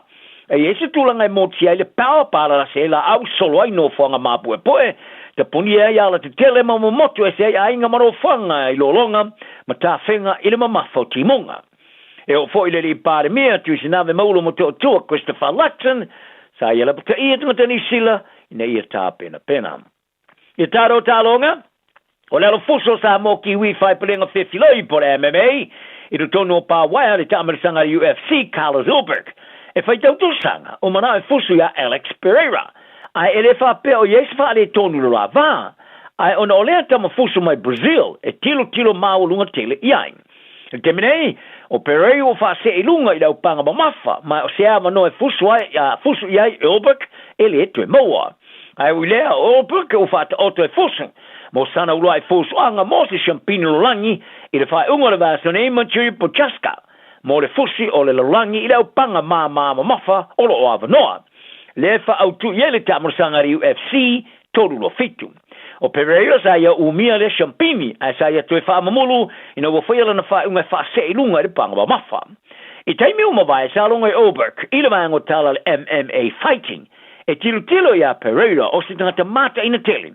Ma ia tala si ia fusu iai, mo se fusi a pili ai foi. O ia wha sao ina fo ia le wha se o Pereira i lunga i panga mafa. Ma fusuai mo champino lan tolu. Ma ia tā uai ana te whaia foi. Pe a moa sona avanoan. I temine wa iwa manu se so o Ulberg. Le ua ve ai ma se tama fusu i whai pelenga whiwhilo ia au sia se telon fusu anga au noma se whaia ina. Ma mawai malona avanoa e fusuai le champino lo langi au panga mafa o lo o avanoa. O whaariere tamatai kapteni mo mua lau neti polo tamatai le Silver Ferns and New Zealand Ameliane Ikena Seal. E leo toe maua lava se lato so ta inga ma le fulenga o le awale tunu mai. O na whaiala na whai unga ele avanoa mo le whiwhinga ile awiri tau sanga te wai. Sa whai loa ele tina talavo tosu lima tau sanga. E rei toe talano lava le whaia o nga whaururu Dame Nolene tau roa. Tunu mai, o na stepu ese ma le Silver Ferns. Sana whai unga sa whaia o ngā tono le tau sanga i wafe marirufu lima. O no le aver fa mo ilo na malosi, ma le ola malo ino lo na mafau. Ini nai vai aso talo na fa fo se ili step eso e kana sio. Ai fa malo fo ili tama tai fa ya o fa rulu ya taurua, ma na mahengo fa ya onga. Ono ni fa tionga, a te ni ta alo sa ma fo ina toi fa sto ilo longa. Ile si o mianga le au. Ai mun muliane, toi fil fo taurua ya o ke to pa mai ai, o se fite inga tele. Sa fau malo i ai urutalo lo minga mfasala launga mo faitau vai aso. O e kera sio o toi tāpena pena mo lista amrisanga o ni tipolo le ANC Premiership. Sa ia longo ile le Tony Sila. Ili toi maua lava se la afso ta inga mataurua. Ai po le vaenga mo tulanga mau lungo ta alo le Silver Ferns. O le tina o fitsu mariva ta alonga faitau o ta alo ai mo Silver Ferns. Sa fai sono sa au tu le man malo i puru rangi Ruffs River. Ma ia kapteni na ile au le manu ta msanga fa va malo mripu ale Constellation Cup luafe lu futasi ma luafe ma lu fai lalo o le te inga fa ya onga tauroa o le tamata alo Chanel Harris David o le ato te liu le au le Warriors and sila mo ta longa ma Melbourne Storm le sonai ile ta msanga la kapiliki le NRL e tasi le swing o fa ya onga Andrew Webster ma ile au sa fa ina le Cronulla Sharks fa ngora vaso Ina ua etu I tua mana mala ia Luke Metcalf, ile ta'alonga ono sa fianga o ngā vai, leo lea le ta'aloain. Harris Tavita, sa ia ofuina le ofu numero ono mo le ta'alonga sa manu malo le Sydney Roosters, ila matanga o le Jamarsanga. Le whaadua ona I kolosia le ni score apetai. Sa le fafo no le teio lo naulu le ta'alonga ma le Canberra Raiders, ile vai ase soane ai, ma misia ile vai ase tasi lalo a yengo a fianga o ulu. O se kalap soka la ikiti le motu I sauti o la tu tuina atu le la tu whaavai o le soka I le whamisnonga. Ma tua I le over kele o tupe tongi o le stara. Ma tu le I kalapu I no whanga I tua I aungu tole vanu. O le anga I oinga mun muli mai li poti sa mua atu li potia ele le Tony Sila le sa ta waisi I tia o tupe tongi a o yeito mai ti kalapu. Ma aveai ma se avenga mamafa I ainga ma kalap soka. O le kalapu soka le Oxford Football I le tui mātou Canterbury, le kalapu selau va whāsuru lima on sui awai, o la tō lui te wina nei le whaavai o le soka le tūlangi a le Mainland Football. O la tō whina wina ai le whāmastonga whitena inga po le disputes to ai puno. O le sifuru lima whita lau tu pete tongi whale tau sanga le tamaitite tō tasi, I le ngā whatiaina, tō le titi saunga o iai, o ni whātinonga o le tā longa. Tala nao le aso, maua oile a nganga mao lalo, ma ia maruia lo aso. Tasilima I Watolu Amo Radio Samoa. Ta penang whanau malau ai ngā atua, mo se ta whaonga winga ese I le Auckland Zoo. E whetau le lei maltuanga wa o ngal whanau ia aperila. Whaalongolongo I whaatal noa ngal autau simanu, patamata la lata I Leona, Taika, mai si manu mai Afrika, Australia, e ova hatu malutol wafe manu mai so se tu la lang. Le Auckland Zoo, fata fauta mai tima le ainga, o se ausere tumu I fia fianga, tu atu si Motions Road, Western Springs, Aukilani. Aukilani saute, o sa ili se sa mo oe malo ainga, o le Enterprise Model Group manukau, o lau fale ta vale fa moe moe. I tele ta vale matango fie filfili mai ai, tele le fisosoani o lau fai ngā luenga mo oe, mo se ta vale talafia ngai, su mai I le 5 Grey South Road I nei manukau. Asias fo I le upenga ta whailangi enterprisecast.co.nz, pe wala au mai I le ovalu se lau, 5 Enterprise Model Group manukau, sa ili, filifili, ma ave loa lau ta vale.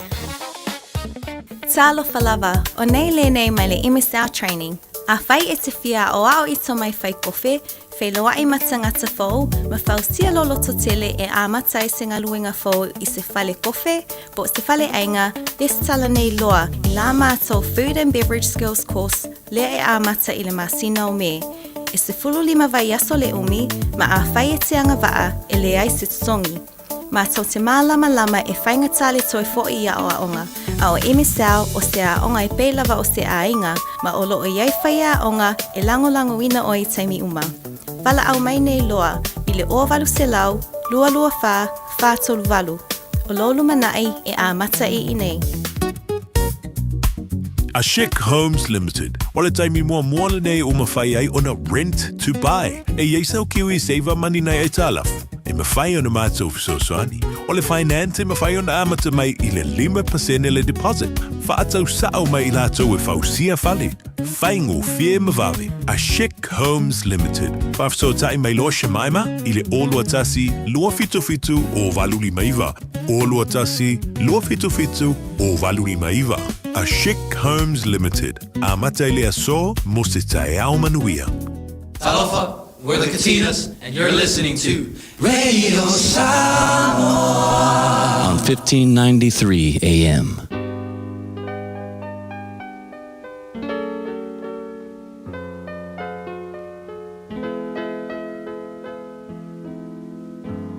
Faitawina le upo le poto no le tautua matavela linga Fusi and Sons Funeral Services I Mangele ma Samoa. I taimi o mawhatianga ma whaanoanoanga ona o le maliu. Manatua linga Fusi and Sons malana au nanga o le a whaamama avenga atu mo oe ma le ainga. Wala au I le telefoni lua fitu lima tolu o fitu.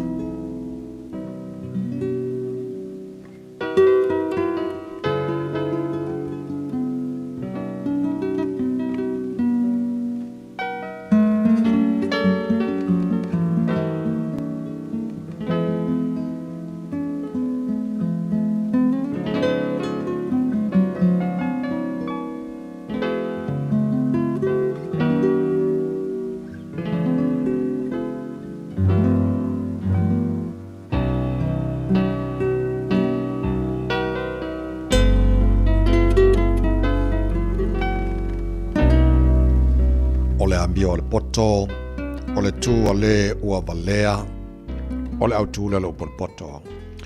O le nei tai au whaitawina ma le mtau po iwa, o le tūsi o whata oto. O le poto wa whaia ia lo na whale, o ia talai o na pou e fitu.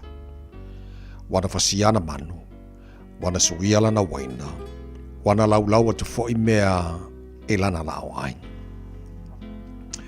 O ia au inatu lona ngaru teine, wa tala e mea maurulunga o lea ai. Ai se whaingo fie, ia fe mai o ia i nei. O le o le isona mafau fau, o ia whape atu iai. O mai a ina ai la wareto, mai nu i la waina o osuia.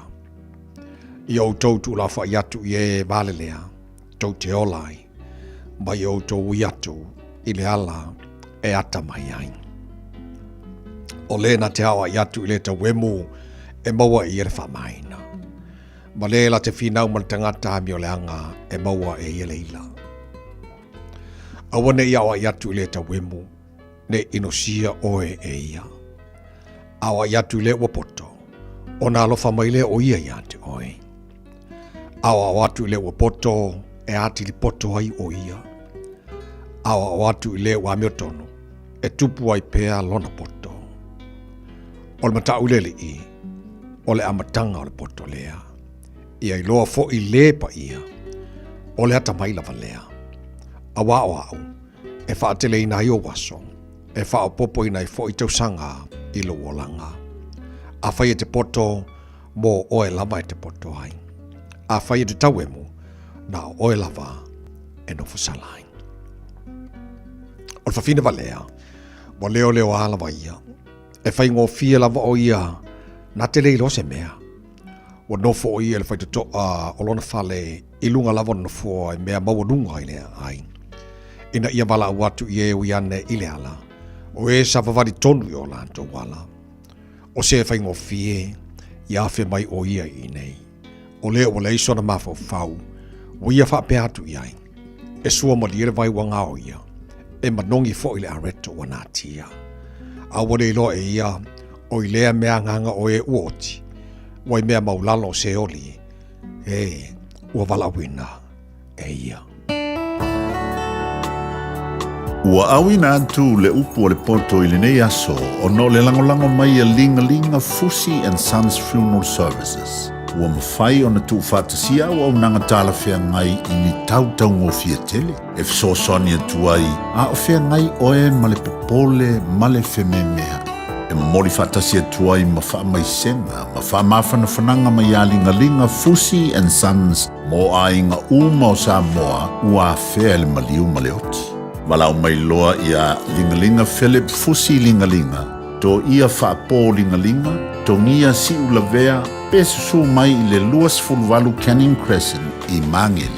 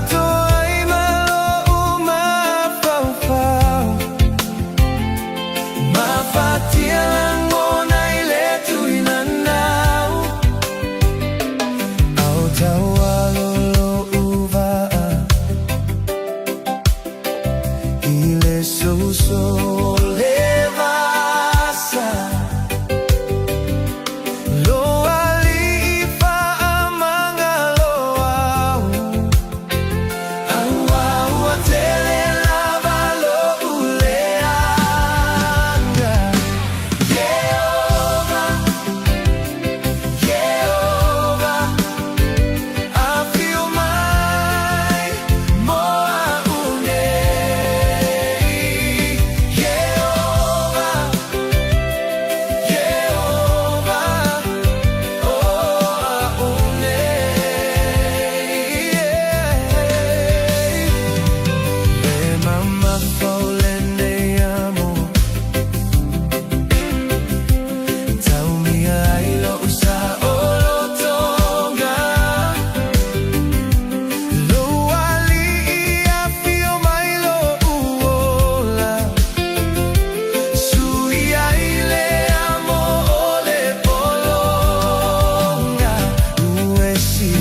ia ina lo uolanga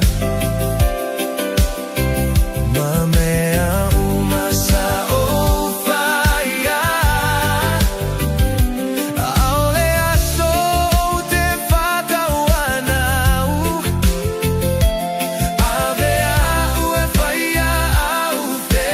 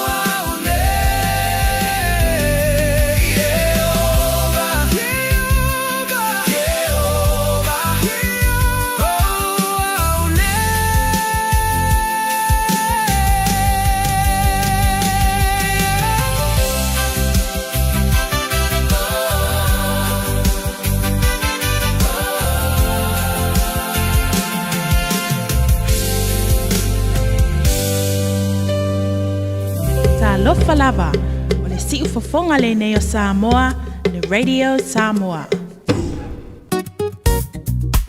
Ashik Homes Limited. Wala taimi mua moana nei o mawhai ai ona rent to buy. E yeisau kiwi save money nei e talafu. E mawhai ona mātou fisosoani. O le finance e mawhai ona amata mai I le 5% le deposit. Whaatau sao mai I lātou e whausia whale. Whaingo fie mawawe. Ashik Homes Limited. Whafso tai mai loa Shemaima I le olua tasi lua fitu o Valuli Maiva. Olua tasi lua fitu o Valuli Maiva. Ashik Homes Limited. Amata I le aso mo se tae au manuia. Ta penang whanau malo ai ngā atoa. Mo se ta whaonga winga ese I le Auckland Zoo. E whitau le lei maltuanga wa o ngal whanau ia aperila. Whaalongolongo I whaatal noa ngal autau simanu. Patamata la lata I Leona, Taika, mai simanu mai Afrika, Australia, e ova hatu malutol wafe manu mai so se tuo la lang. Le Auckland Zoo. Whaata whauta mai tima le ainga. O se ausere tumu I fia fianga. Tuatu si Motions Road, Western Springs, Aukilani. Uso. Oso. Son, fe o kausinga iau makari I la manga iau lau ka vali fou.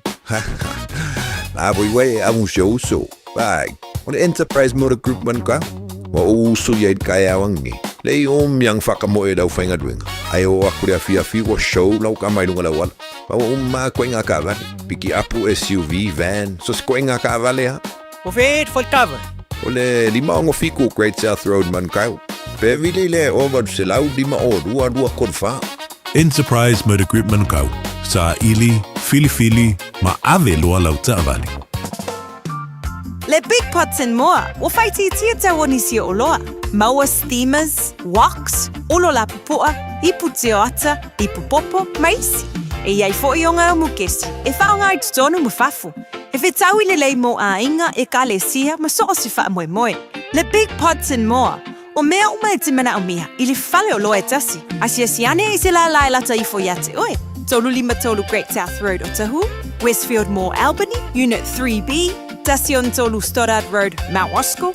Tolu Nuatasi, Great South Road, Takanini. Lo so mal fitu wa tele tu lai va le tu tu mo le Samoa for lima be tolu amo ma mana tu ma ria oil tai a fo le lo fa malanga le o le tar matai le langi e a fa se pu ki pele ai po ngala ba ka so se pu ti le tai a wa le ma ka ka fa le ki ko ngam lo ma tu a fa fi fianga le tai a be puni ala ba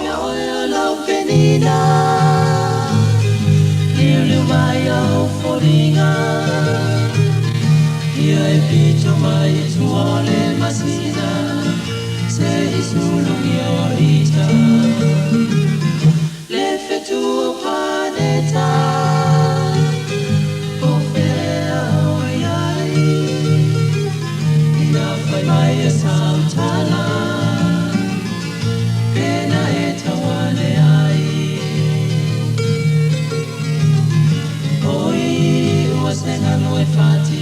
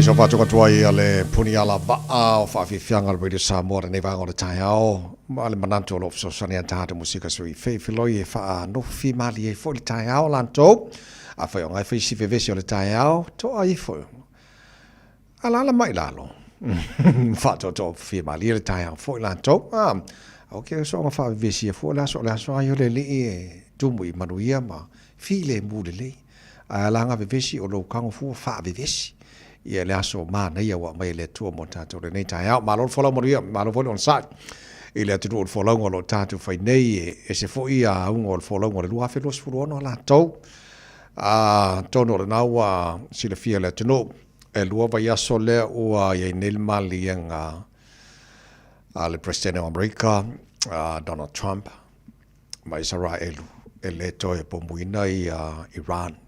So malianga lai atono ia tolu malia mai Iran, okay.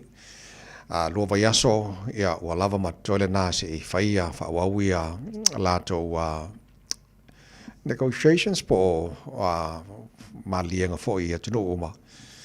Ia maltarsia uma i fole lua vai aso pele, uma fo lua vai aso au amari ua lava ianga, lava ianga kaua o koe whaianga mea. Ai, na paure vaenga le lei i le titilo atu i o lea ua fōringa mai ua pa ua i mana tau pensini e na ua te tala mai ia le Strait of Hormuz. Lea olo o tau fia o mai i Iran va a olo ki di vaina le sua o mai si olo a pe ama luasu pasene le tele o le sua o ma le olo o le through mai le Strait of Hormuz. Le tau fia uma e Iran o le malie ngaila na nafi. Lua vai aso, wa matelana tala mai e Iran ia vaenga lea. Aolo, iei foi malato tapu e na o vaa e whaatanga Iran. Po lai ave le green light. En whai ona so po ia le Strait of Hormuz. Ia ma kiri vatuaide swa uma o loa monisi vaenga lau langi. O vaa uma ie e poloka i a le aise green light e tu inatu ia o e ke ngofo iala inga.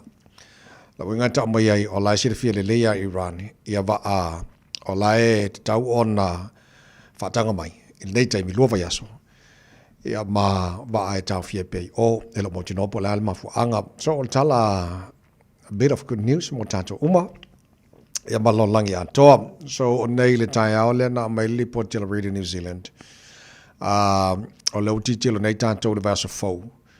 E te tau no atu iei o yesi wha mama venga le tau o le pensini. Ia ma se fo o le tau o le kiso. Le na watu pokalama nafi.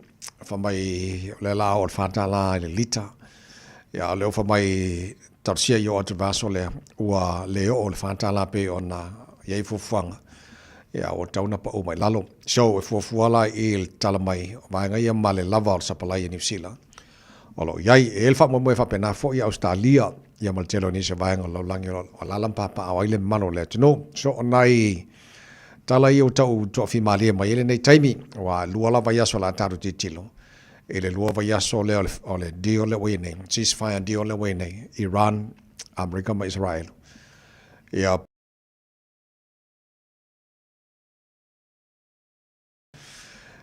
ma tau fi lo tau ole pensini marswau ia ma kausi au ne ia faina wal mele wene o leo fa mai le New Zealand ala tau fi la to long haul flights ia po o va fo ie malanga maua direct flight to New Zealand o la tau fiona nisolanto malanga ia ono tulanga ia ilea fo ia le tau le fio le fa nga malele lanto satana no po kala menel taiao o le fo o titilo ia ferries le lo fa malanga wa hiki ma au kilani fa titia fo la to fa nga malanga fuanga le swa o lo fa nga fo eva ferries la to ia ele tau dia ele tulango il pensini ma le swa o le lo fa nga tato mo ta va le fio dunga wala so nai va nga na lo tato yai ia tato te tala pe ma tato fa te tali tarsia ia ele uma lo va yaso pe o mai fo lo va yaso ia we se swing le mo va nga yo lo fa nga ne mal ne fo mai la langi ma ne va tai mal to sanga tato yai tato lo la lai pito no ia sa lapta ia fa puna le vai ia tala fifia mo tato le wa besena malapta inga sai ai lanu inga laua ia ai le ia mo le tulanga saunga le mu ia fa pea o te masani lava fa puna vai fa ta ma fai mana ia tele le na ia wala ka be fo inga fai le so stai mi fa punga le vai fa ai no ile ia pe saunga le mu atu na ia ai mana ia pe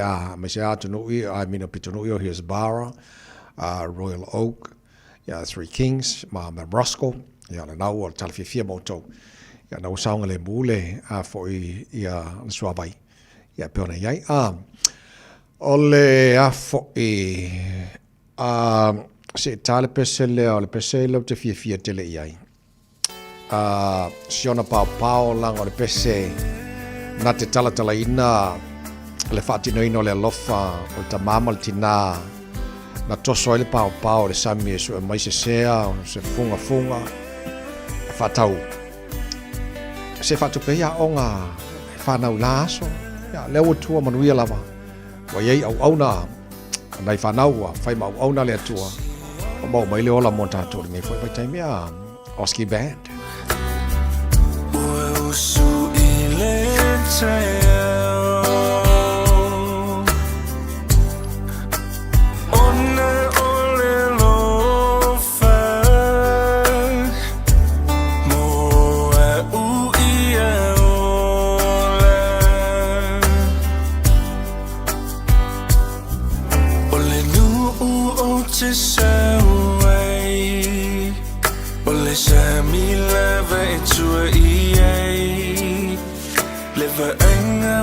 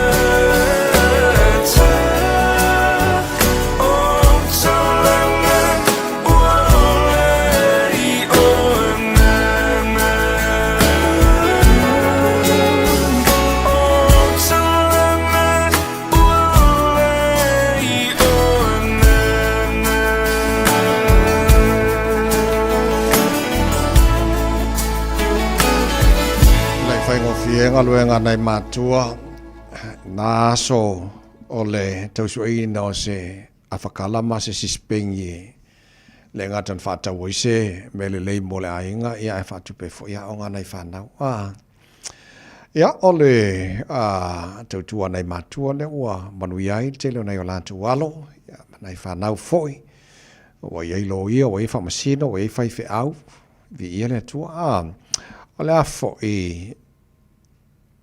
ole au ole penina sa mole na mai taru telefon nei le tai au o mon fit filiale auto dos fo lima fa ta se ma fa ya onga ole o nei le malanga I tonga fa la ta longa male penina tonga so penina sa mola tato ai penina tonga ya onga pingedo la ka longa kai au la titelo tu ole au fit filia sa mo Maria Coretti Tilo fi anga tonga fo fa lantai male kala pole no idea Maria Erenei Nicolau afi anga fangaloa ma awala male kala pole sapa I Queens mai moana Yefune afi anga fale asiu or kala pole Striders Anasis afia fale apuna ma fanga or kala pole no idea ongeata moya e sione afi anga te fito ala ma sa fa I savai or kala pole apia Maroons Emma Suafai afi anga tongom fale fa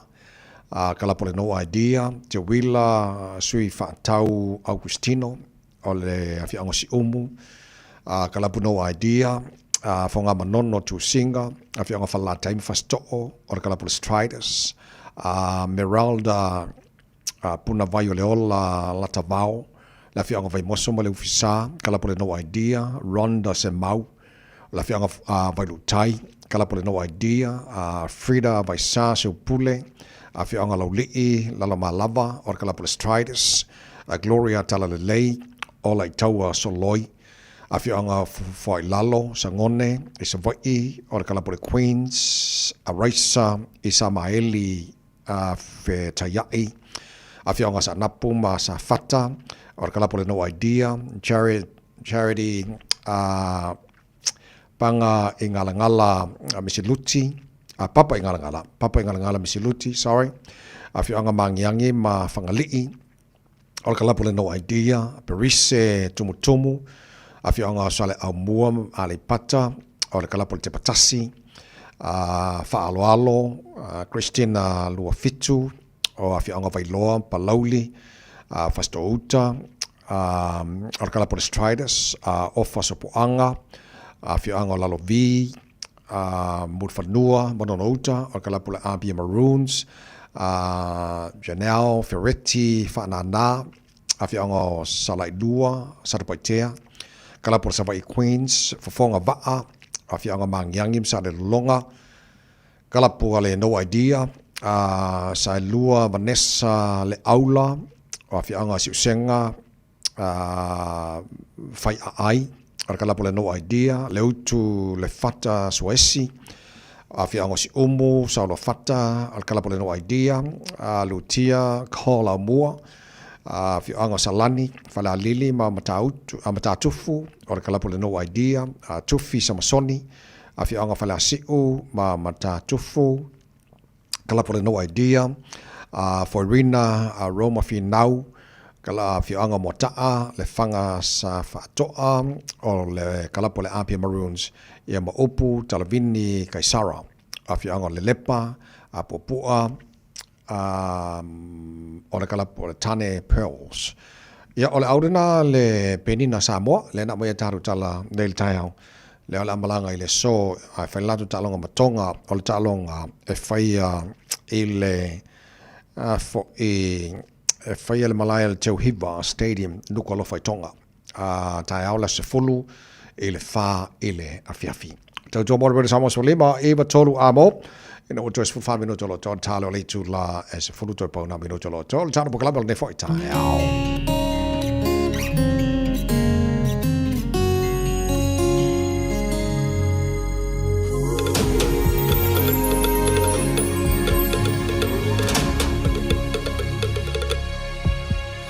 Ua matango fiele aso mua ia mua Sauni male potu pulanga Samoa mai e whaafia fia e whaava e Samoa I le atua o lou whaasino manga lena Samoa e no ua atu upele e pele pea I lou anganga tupulanga Samoa mai e whaafia fia mole au mai moa Amane lau siva mawhali o winga tau safia Se mai ala ia tene Samoa tau lele ai ia ne loa ua le Samoa o te mita mita I le vasa loloa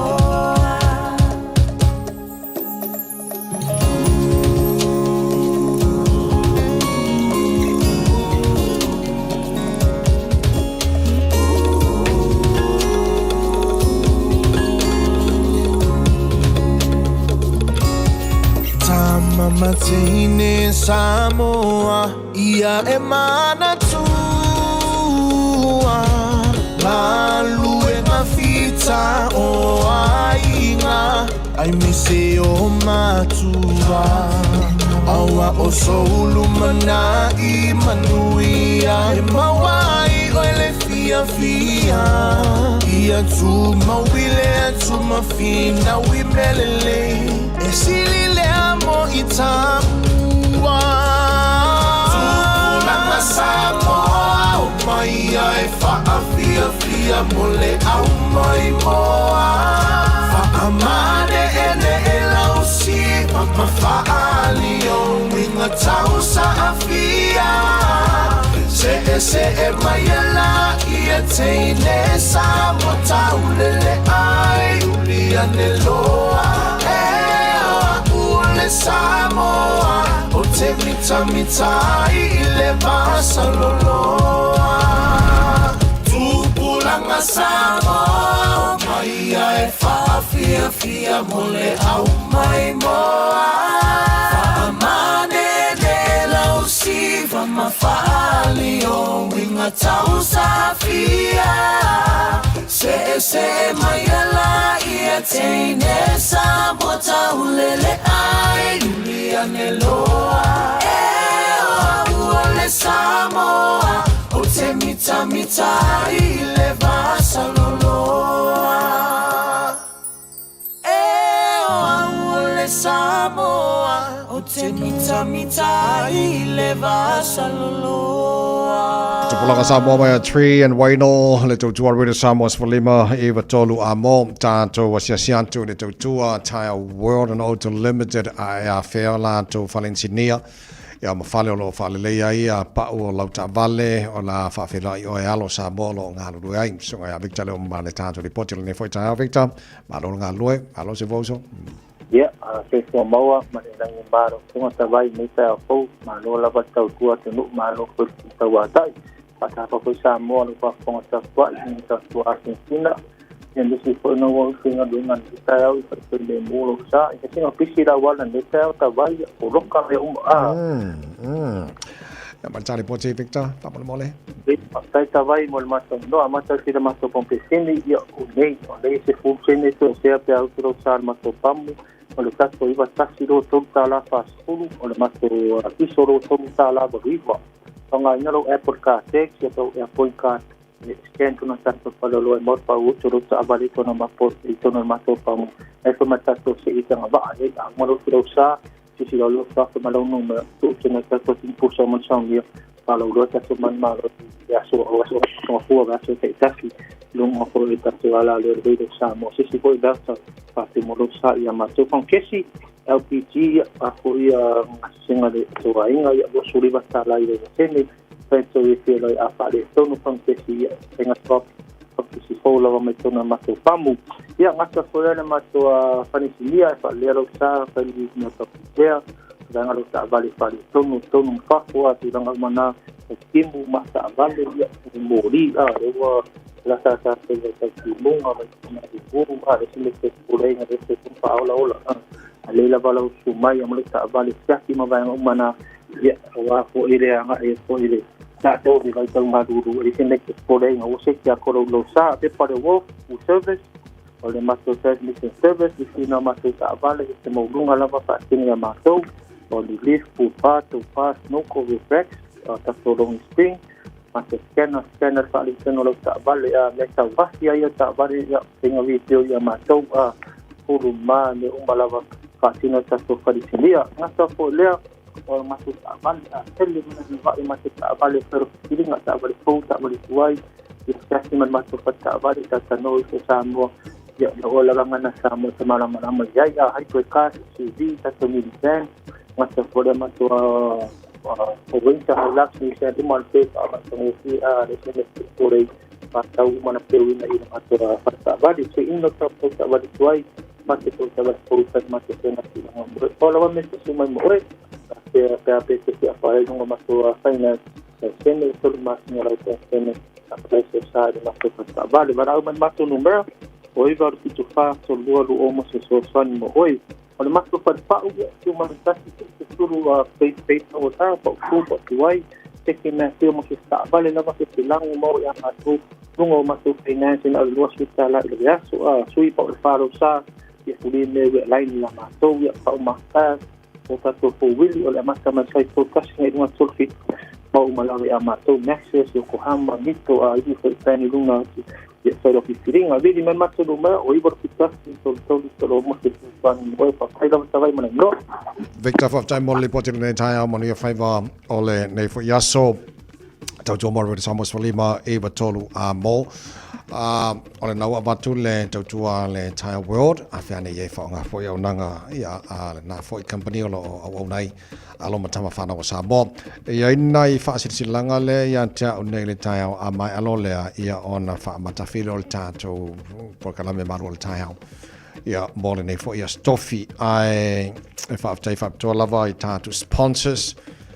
Olo vaina una tuaile tarbo kala me malu le tai au Enterprise Motor Group fa bena foi le Arrow Memorials au nanga over to malitols for sango to mo o ma lo ainga o ma fa mana tu nga sia ile ma morai pito sili ona le lei fai ona la fole ma fa mana tu sa mo le lutar no el pulenga ma la fenga venga ele tu lango ile tau ya ma le fainga le ma a visa mo to lang foi na tau fa city yai to la fa ona esuane yai fa ilo filinga olo ila to la mangele et mo lo se la do fulu massive road mangele telefoni lo fitu ono fitu valu fitu lo fitu ono fitu valu fitu lo ila to la manukau se la fasu mal tolu Cavendish and drive in manukau telefoni lo lima o tasitolu o fa luari mo ota storu o fa ya malatu la sifo o kilani mo mato sifo o kilani Newland toru tasi toru tolu Great North Road in Newland latu telefoni valu lua fitu lima tasi o valu lua fitu lima tasi o ya pe tia sesiane ele latu penga tafai langi arrowmemorials.co.nz moni se famtalanga pe valu telefoni lua fitu ono fitu valu fitu lua fitu ono fitu valu fitu le Arrow Memorials ba famanatu ise tautau o fie anga osi male famaoni boe pele ya oe ya fo e tato umai au kilani sautem so samayango au kilani o sa ilise sa mo e malo ainga o Enterprise Motor Group manukau o lau fale ta vale fa mo ina te le ta vale matango fie en faina fit filma yai telefso soane la fainga wenga mo oe mo se ta vale ta le fenga mo oe mala ainga suane ile latu tu silima se la wona so fitu na Great South Road manukau PSS for ile latu penga ta fai langi Enterprise Cars .co.nz ya pe valau fo ila faingar wenga lo ia lo samo lo ngal weai so sani mo oi over selau lima o lua tot fa over selau lima o lua tot fa Enterprise Motor Group marungau sa ili filifili ma avelo ia lau tavale awre ngalo sau lo mingo tato tusi o songa fata se mal lo mingo ba fit fili e mo wai fa penga sa mo tutuila ma manua Onisio tatu o Samoa, alanga upu, tawhaioi al matai, whainga o whavelave pe o whaiponga, maliu, o se singa o ainga, afsina fa inga o Paolo, si fa aloalo, fa langinga o ekalesia, ia ma le tele o ngana fa aloalo te mau o mai tono tatu tusi na fitu se futa la tusi e tasi, so ngā fitu se fulu, mau fili, fitu se fulu, na o le official of Radio Samoa te mawai, su mai le tolu se fulu ono, Hobol Avenue, Marukau, o i nai te mo i le official o le Radio Samoa. Ia pe te walau fo i lua lima fitu, lua no lua tasi lima i vatolu. Lua no lua tasi lima i vatolu o le tatu telefoni na i le official. Pa i se si vaenga ni fia malama atili ai. Ma wane ngaro le sa nei. Ma i le afol sifuru lua i le afol tolu lau auli. Fai ai le free lunch, community free lunch. Whaftai e le tinai a Susana ma le tātou Divine Mercy o la tō te penaina tātou te mafa free mo tātou uma maua fo'i second hand clothes mo tātou ia ma le telo na isi vaenga fo'i Susani mo tātou li never tai mo le taunga tātou sui whanga o i la le taunga whātou o Tara si te fia mela i le cash converters o le side la o le station na e la tala whapsanga i mo le cash converters o i nai whaile tātou whamoe mo le na afor sifuru lua i le afor tolu la oli o le sa asa nei e free ioi le skupe kongi manera na ya sa mola tunu pele mai la yelo awa tunu ni mata ofa to fa o tama lu o taia na mo le stofi fa tala tala mo tapa inga mo le la ne aso to ona nei tama nei se foi God bless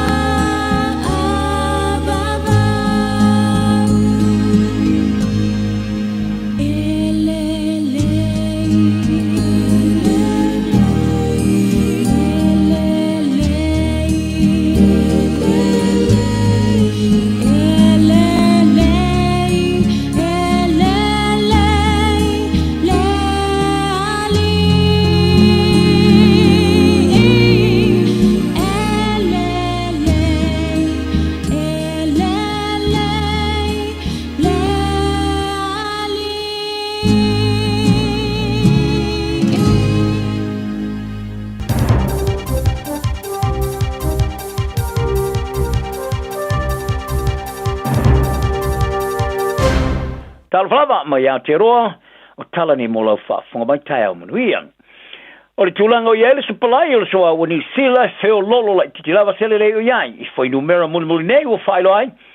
Le se tio rea wha ingo i tu ai ngo soa o ma pensini telu mai wha maumonga muli nei al malo. O lea fai numera 4 o maua mai le teimi o li poti a lava au tu Iran E whaono toi te tala i le mai ai o le marui o whiutana inga mo le tau fio le taua mo le lua vai aso i le vao Amerika ma Iran. O le taua sari matai te ina ele te punia o le vai tolo Strait of Hormuz i Iran. Le ala vaa, e uia e vaa lau suau e lau ina ele 2% o suau i le kelope. I foi numero 4 mana matanga rengo business i manga renga o whailo ai. E ono se male lua te se male ono aso le pensini o iai le tunu ma vaa lau suau o lo anga i mai New Zealand. O le vaa lau suau e le vaa le lua e le tolu aso e te onu ma iai. A e lima su tasi te se male fitu aso le kiso o iai. Lima su tolu te se male maso le suau o vaa lele o lo iai New Zealand. Ia po suau o foi o lo anga i mai. Whaali ere matanga rengo business i manga renga. O le o lo le suau ma le pensini le tunu o lo lava toe solonga le lein.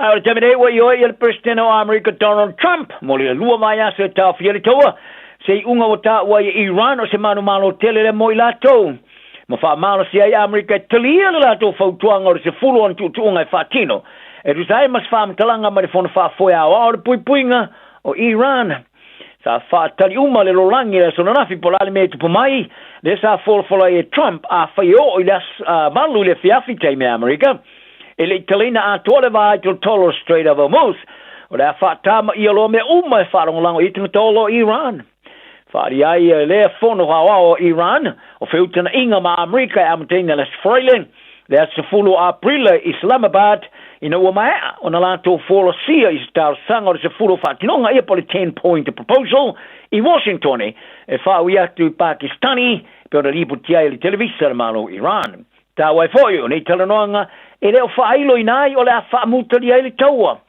Wharia Iran o nei talanoanga e tua we o tulawa li sumani li maso e whaiai. Mai whaona toi whao popo ina ni aso i se maalienga iai. E taula iai le wha mai ai no whaamtalanga o le tā sanga. Lea e au whiai ma vaenga mo le ui atua i o vai le vai to tolo State of Hormuz, te teleino tapu whasanga Iran. Ma le toi wha solo muri se umor fita Amerika ma i o lato no whanga whaaftita o iai i lea i tolangi. Ai o le ampasa o Iran i New Zealand e, wa manao i le malo New Zealand whai join na le whae ngā malo Amerika, mo ana o swa inga whasanga ia Iran. O Reza Nazar Ahari, sa ia longo le proklame le midday reporter le Johnny Sheila, e iena tutununga o ngā ioinga Amerika se whasanga taule tula fono whawa malo. Ma le leo se whai tionga le malo New Zealand o le talieina leo ni Puleng sa wā. Wharia Ahari a whai le tau tala i atunu whasanga i neos whainga, o tulanga whaavao malo le a mata o na suia, ma le rolangi o le a safa. A taru mai ona mau o le tala mo le tau fia o le tau o le lua mai aso le Middle East, o le tau o le suahau i le kelope ua palasi i lalo le sumale ono pasene, i le tusa ma le iwas fululua tala Amerika le pai o le tasi, ma le suahau e le wha mai na Amerika o alu i lalo e tusa ma le iwas lima tala Amerika. O le foi lua vai aso o le tau finga o le tau ua mawhai foi se tulanga malasi, o le tala ni sila whasanga le tala Amerika. I le mai ai o whontanga ma le whailau tusiao ao Amerika Marco Rubio. Ma whari ai ane li ministar vai whafo ni sila va vasamane Winston Peters. Sa ia mauti noa, ia malamalama Amerika ia whianga telo tama aingo ni sila, ma le Pasifika o no le taua. O tapa aina ni sila ia Amerika mo le awina mai ni vaswau o le Pasifika. E fesoso ni ani tu iti o ni ia whianga telo tama ainga, ma le whainga ta o ieswau o no le taua ia tunu isai tu tonu. Sa fono ia Peters ma Rubio i Washington i laso rafi, le sa talanoi nai so tanga whaavao malo, le taua Iran, ma le Pasifika. Sa longa ia Peters i le Johnny Sheila, e le na o le tamau aingo ni Sheila o a fia, ai whapena ama tamau aingo le Pasifika, le e tele i eise matafa i oi whatino a New Sheila. Sa mamafa i talanoanga se tūlanga i whapewhia ia Amerika o na whaao so sani, e au fia i ma le tapa aino Amerika i tapena ina ni vaswau, ma awina mai ni Silene, mo le whasoi natu le Pasifika i se vave mwhaiai. Ia mati sa tārsanga i ta le Pasifika i pāanga e tunu whafo, mo se fsosani i supply o le tiso mar pinsini i o lato o tanu. O le pāri meo sa mo, le sunga le laude le mani e tole o te plata e vau Fose Schmidt, sa i ta paina ni sila, pe mawhai o na winatu pinsini makiso i sa mo pe a whai, a uti le supply tu tonu o le tanu. Ai o le pare mea o tonga Lord whakawhanua.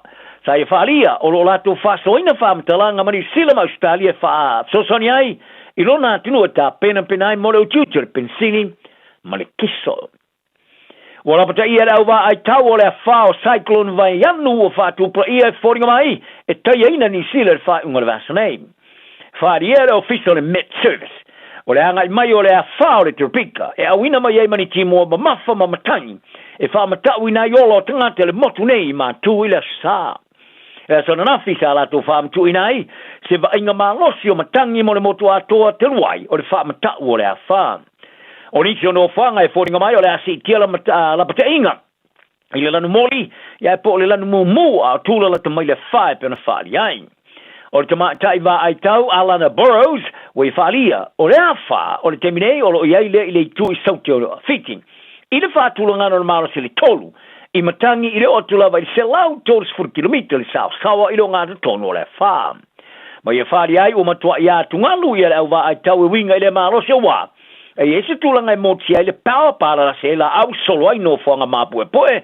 te puni ai ala te tele ma moto e se ai nga maro fanga i lolonga ma ta fenga ile ma mafo timonga e o foi le li pare mea tu sinave maulo moto tu Christopher Luxon sa ia la puta ia tani sila ina ia ta pena ia taro talonga o le fuso sa mo ki wifi pelenga 50 loi por MMA i do tono pa wa le tamersanga UFC Carlos Ulberg e fai tau sanga o mana e fusu ya Alex Pereira ai ele fa pe o yes fa le tonu la va ai ona ole tama fusu mai Brazil e tilo mau lunga tele iain e temene o Pereira o fa se ilunga i dau panga mafa ma o se ama no e fusu ai fusu ia Ulberg ele to moa ai wile Ulberg o fa to e fusu mo sana ulo ai fusu anga mo se champino langi i le fa unga le va sone machi pochaska mo le fusi o le lolangi i leo panga mafa o lo ava noa. Le fa au tu yele tamusanga ri UFC toru lo fitu. O Pereira sa ia umia le champimi a sa ia tu fa mamulu ina wo fa na fa unga fa se ilunga le panga mafa. I taimi uma vai sa longa Ulberg i le mango tala MMA fighting. E tilo ya Pereira o si tangata mata ina tele. Ma ia tala si ia fusi yai mo se fusi a pili ai foi.